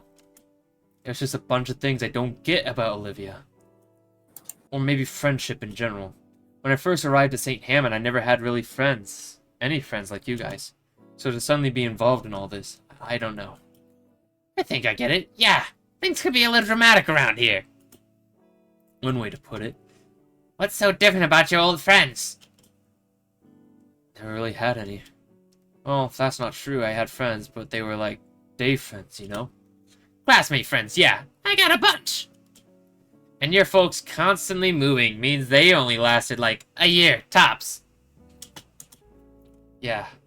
Am I a day friend? No, you've come to our parties and everything. In fact, look. And he points to something subtle discolored patch on my jeans where Vinny's acid punch had failed to completely wash off.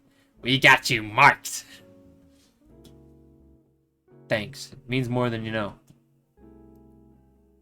Ha! To be honest, I had a good feeling about you.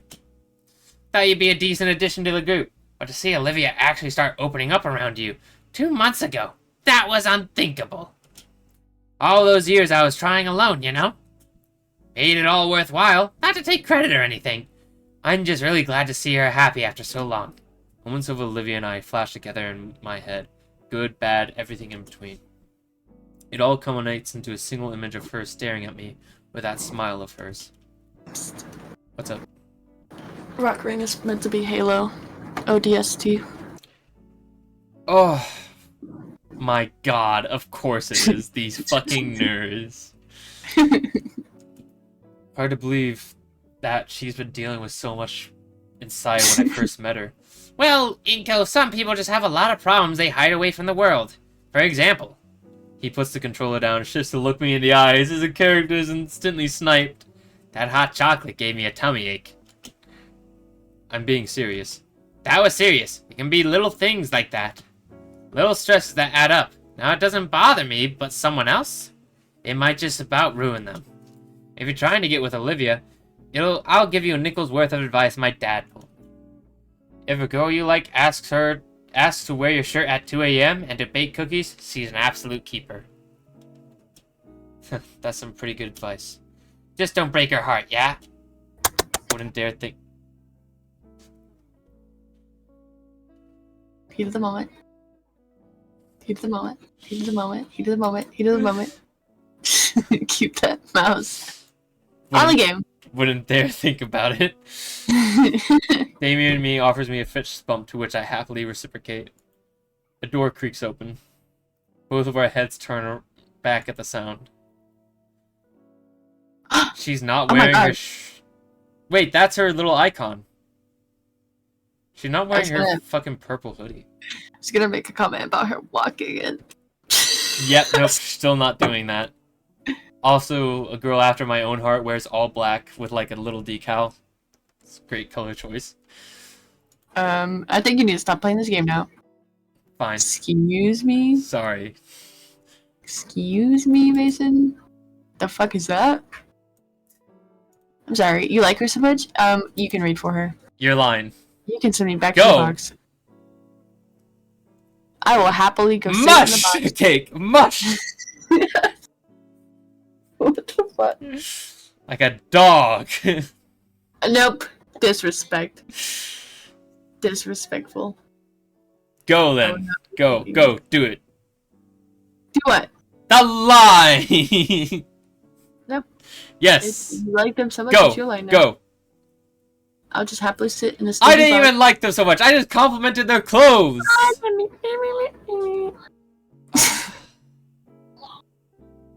even want me to do that. Sniff. That's what that is. You're welcome. Merry Christmas. Damien nods to me and continues his game, the ambient gunfire and controller clicking, filling the silence. I take the hint and stand up, slowly approaching Olivia as she tries to shuffle down the hallway. She's completely upright, in a display of pure confidence. Even her tail is upright, as if to amplify her dignity. I have to tell her how cute that is when I'm not so trained. I wordlessly offer her a hand and she accepts. With her on my shoulder, I walk us both towards the living room couch and plop down on it with her. Oh, here. I lean forward to grab a cocoa from the coffee table. Most of the warmth has gone by now. Guess I can warm it up in the microwave for her. She's tugging my arm. Come on, it's cold. She starts leaning harder against me to keep me from getting up all the way. Alright, geez. I give her the mug and she goes to starts sipping instantly. You, I was going to warm. My voice dies as I feel her settle against my legs in a relaxed hum. Her body relaxes more and I'm allowed to sit upright for her to settle in by my shoulder. This is hot. Yeah? Yeah. She's warm. Better than you can ever do. She's warm. She's cold-blooded. Whatever. Better than you can ever do, Mason. Two of us watch Damien's game continue. Olivia continues sipping down the drink, letting one hand free from the mug. Her hand finds its way to mine, and our fingers curl around each other's. Damien plays a few more games. I don't really keep track of how well he does. He finishes one last match and yawns, stretching back over the couch. Alright, that's probably enough for me. I'm going to get going. Give you two some space. Okay. Damien gets up from the couch and slides his controller near the cabinet where it lied before. On his way out, he stops to look right into my eyes. Hey, keep things chill, man. Don't do anything stupid, alright? Don't have sex in my living room, for the love of God. Don't have... Oh, Yeah. sorry. I was looking at your thing, your fucking chat, and I thought there was a they there. And I was like, they're gonna break up? And I was about to cry cake. No, we're breaking up. Honestly, I could settle for that. Yeah. So I'm gonna read all the lines from now on. He nods and heads off to the depths of the house. And just like that, it's quiet once more. Is she asleep?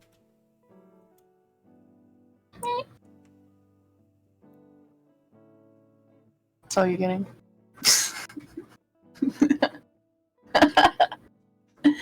You know what? You can't do anything that I'm not okay with. I'll take the box.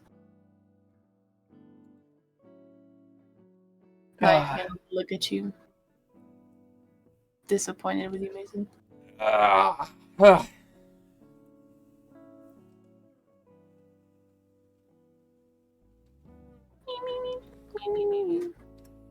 shit. Yeah? Mm-hmm. What? Clicked the glass against one of my teeth. What? I clicked my glass that I was drinking water out of against one of my teeth. Scared the Dr. Stephen shit said? out of me. Hey. Hmm?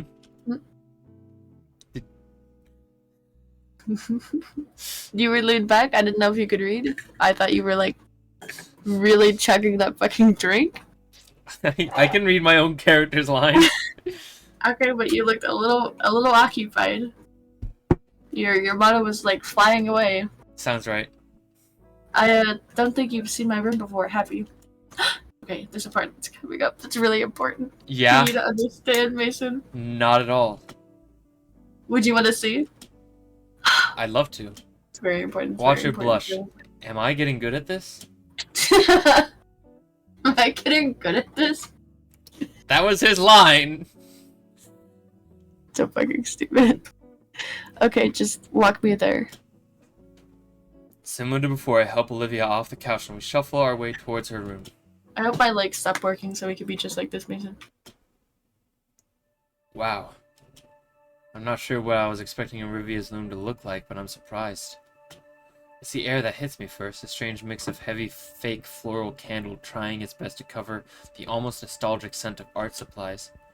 Band posters and paintings of dinosaurs cover a lot of the wall space like the room is her own personal canvas. Her desk sat beneath the window. Again, what space that wasn't covered by the faded-looking paper was instead covered in dried-up paints. Right next to that, a dresser holding up a decades-old television and retro gaming consoles. All in all, it reminds me of the rooms they showed me in older high school movies. So where do you want... Just on the floor is fine. I gently lower Olivia to the floor, letting myself sit cross-legged next to her in the process. So, what do you think? I think it suits you. Figured you wouldn't have any chairs. Wow. I got this really soft rug and a beanbag chair over there. It's practically you bragging about your dog bed. My dog bed's comfortable. She gestures to a beat-up lump in the corner near a large lamp. Olivia pulls something off her bed. It's a laptop, open to a music program. I don't recognize any of these songs or albums, and it's just floating there, strangely. Wait, is that an cake? Yeah, It's Among Us, right there. there's a lot of stuff going on in this room. There's a little... I can't keep my eyes off of it. Yeah. He's just there. Haunting my days, honestly. But I don't recognize any of these songs or bands or albums. That's a pretty big track list. What music do you listen to? I'm sort of a closeted metalhead. Whenever I'm alone, I put some on at full blast while I do chores or art. Generator Head, Super Death, Iron Tomb, you name it. Iron Tomb. Now that's a name. What do you listen to? Please let us get in. Don't lock us away. Mumble rap. I listen to fucking disgusting. Yeah? Yeah. Why? Disgusting. There's no art in that. There's no art in it. There's nothing wrong with There's mumble rap. no art in it. Of all the music genres. There's no art Of in you. Shut up. all the music genres. Mumble rap. It's better than you, Mason. Not even... what's it fucking called? Hang on. I have all the music genres to choose. Better than you.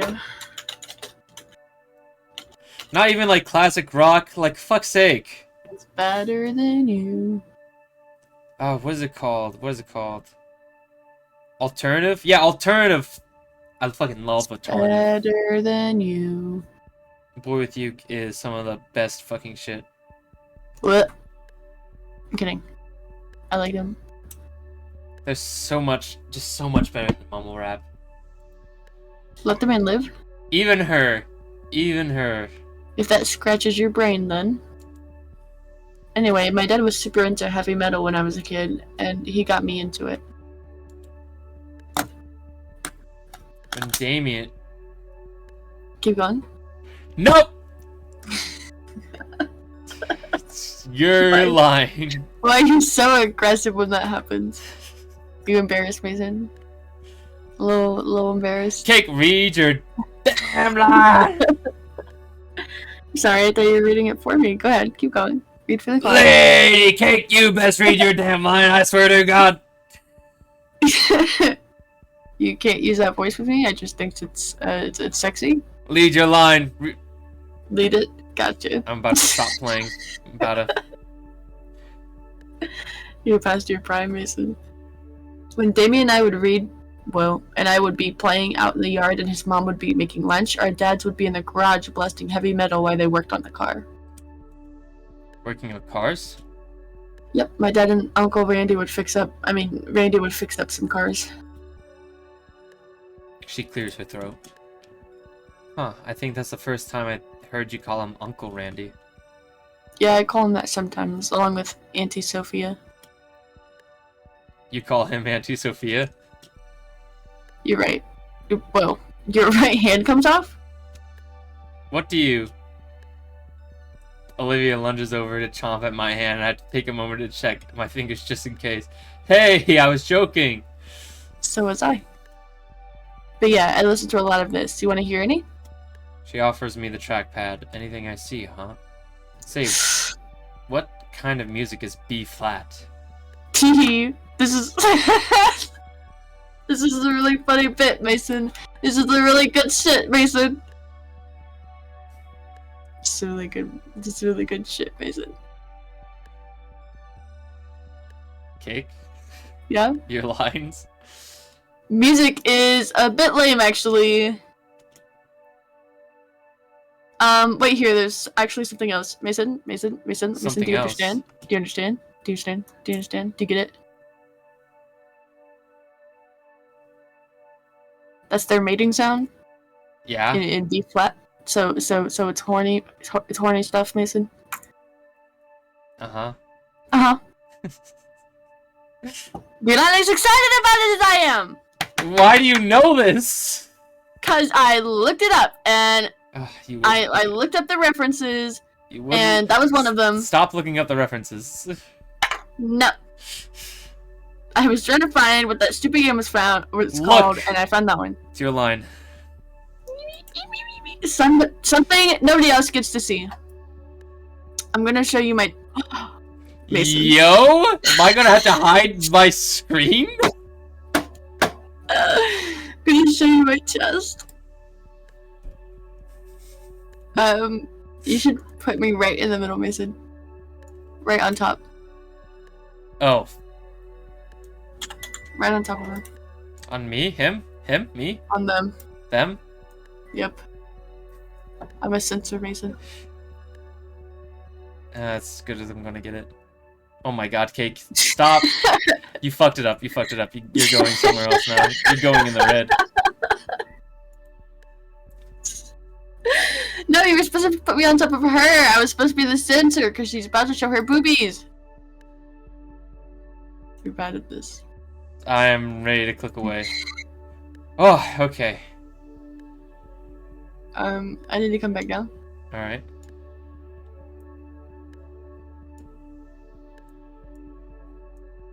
A dick sucking level. There it is. Look.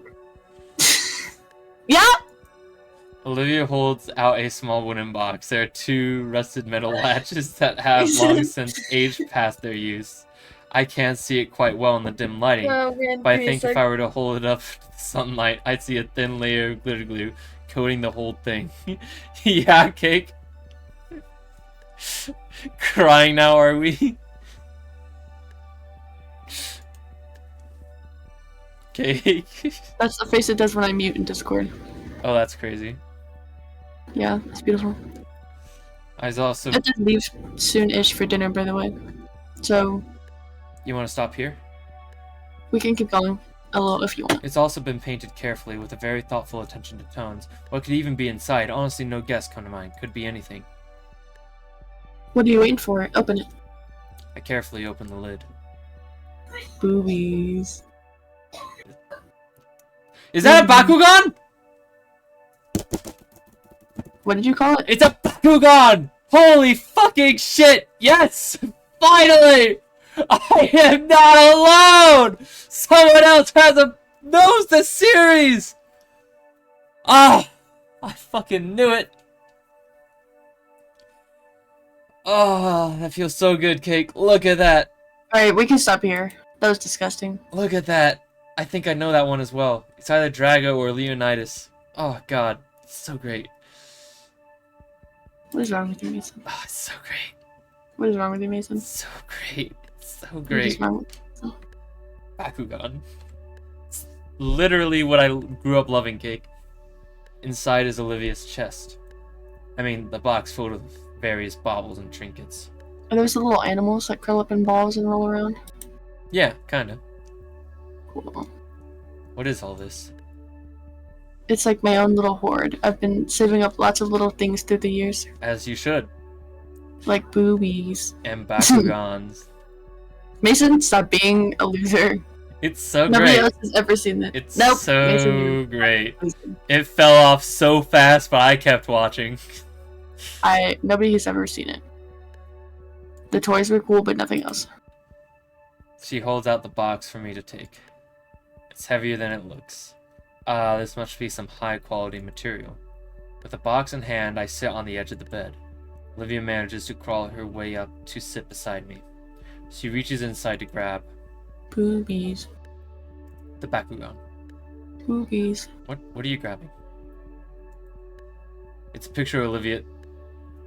Boobies! Man! He was just like, yeah, full throttle that shit. It's a picture of Olivia's of Olivia at the shore. This was from last summer. Dad had the weekend off, and we all went swimming together at the beach. The sun was just setting and decided to take a picture since it was a nice view. Plus, I felt pretty. Maybe, She has booby freckles, Mason. maybe, we can go together. Yeah, does she? Booby freckles. I didn't look. Is I that was looking actually? hard. Damn, I was looking at the Bakugan. Yeah, we know this. You're a fucking nerd. We could go together sometime. Is that a thing? Is that what you just asked? If boobies have freckles? Yeah? Are you stupid? No comment. Uh-huh. You're lying. Sometimes people have freckles, Mason. You're lying. And sometimes they're in different places. It's your line. Like, It's Lisa your Maria line. from Fairy Tale has freckles on her Oh my ass. god, Cake. It's your line. Yeah. Just giving you some education because you don't have freckles. Maybe, yeah. She places the photo back in the box. Oh, wait! I can click on things? I'm gonna say this. Oh, I love this little guy. What's that? Let me show you. Olivia rummages through the box and plucks out a tiny hexagon piece. She then places a plastic ball on it, and right before my eyes, and transforms into this little robotic-looking dinosaur. So great! That's so great! That's so great! It's a Bakugan! Fuck, shit is falling from my desk! What fell? Such a fucking nerd. Ooh. Yeah? Are you okay? Yep. What is wrong? I think you need help. This is a Gapukan, Dinoid to be exact. It's like Dragonoid, but Dino. Uh-huh. I was hooked on the show when I was younger and always asking to get the toys for my birthday and Christmas. This is a Mason? fucking well-respected person, right? Put your boner away right It's now. not a boner. I'm just saying this is what everyone should Vinny's strive to got the be rest like. of my old collection. This one was almost always my favorite, so I keep it here. Really? Okay. The black box, the lighter looking thing. Oh. Oh, this used to be Uncle Randy's. Does the engraving mean anything? Sorry. She shakes her head with a soft smile. Not really. He said it's harder to steal and hide stuff that looks unique. Really, I think he thought it looked cool and not tacky. Well, I think it looks cool. You would. What about... That paintbrush is probably like the last thing. What's that? That's my first tooth. Oh, I clicked on the rock behind it, but that's fine. Wow, never seen baby dino teeth up close before. So tiny and sharp. What's that one? It's my 58th 58th. tooth. Yeah. Your teeth grow back? Yours don't. Humans. Had to slide in that little slur at the very end. What's that? That's my. Ah, fuck. Okay, so I can't click beyond that thing. I just wanted to see if that was anything. What about this? Oh hey. Ooh, some of these look really cool. Of course they do. I picked all these out myself. Where'd you get these? I pick one up whenever I see one. They're a dime a dozen. Okay, what are they? Shiny rocks, I guess. What are these? Just a couple of cool rocks I found around. No, because those are cool rocks, Mason. What are the other things? I don't know, Cake! I liked how they looked, so I kept them. I grabbed one of the rocks to give it a closer Rocks. look. It's gray with the thin brown lines all around it and smooth to the touch. It's a perfect skipping stone. That's one of my favorites. Tastes like salt. How do you know that? I tasted it. Now, finally, the Bakugan. Yeah. Yep, a paintbrush? A very important paintbrush. Olivia's lips turn upwards slowly as each bristle of the blush flicks away from her thumb. Though she averts her eyes away from mine, I can see the green of her scaly cheeks turn red. Sorry, just got sentimental for a moment. This was the first brush I ever had. Dad gave it to me on my 5th birthday. Her tone falters slightly. Dad always asked me to make him little drawings. And every time I finished one and gave it to him, he'd tell me it looked amazing. I could barely draw a circle back then, but he'd just gush over them and And? She shakes her head. I think he put them in some scrapbook. I don't know, but he'd kept them all. Olivia looks back to me, her embarrassment turning into bashfulness. Thanks. Minutes go by as Olivia continues showing off her personal little hoard. All tiny objects that Olivia has chosen to keep with her this whole time, eagerly explaining the significance of each and every little piece that she's got locked away in here.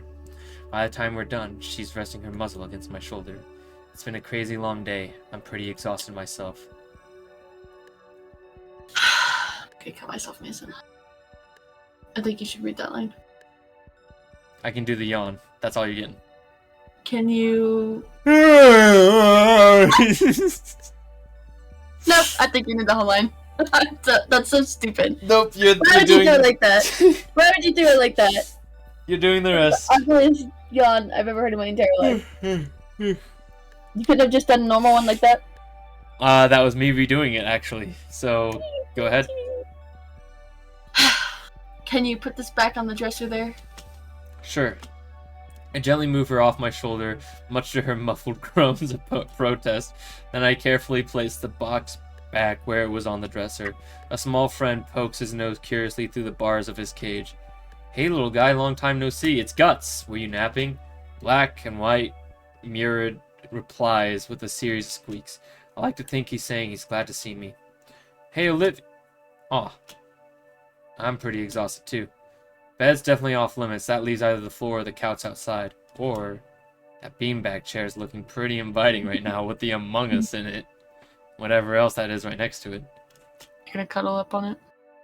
I slump into it, the beads inside scrunching under my weight as I settle in. It's soft. It smells a bit like paint in Olivia's hair. Does Olivia lay on this while she works? I start to drift off. The last thing my wary eyes take notice of is Olivia sleeping soundly on her bed. With how emotionally draining this whole day's been for us, it's nice to see her looking so peaceful.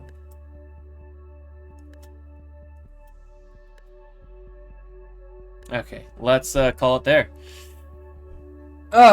Anyone who's been watching, you've all been very lovely people, any lurkers, stuff like that. Cake, you are always very lovely people. People? You are a very lovely person. Closer? You are a very lovely wife. Better.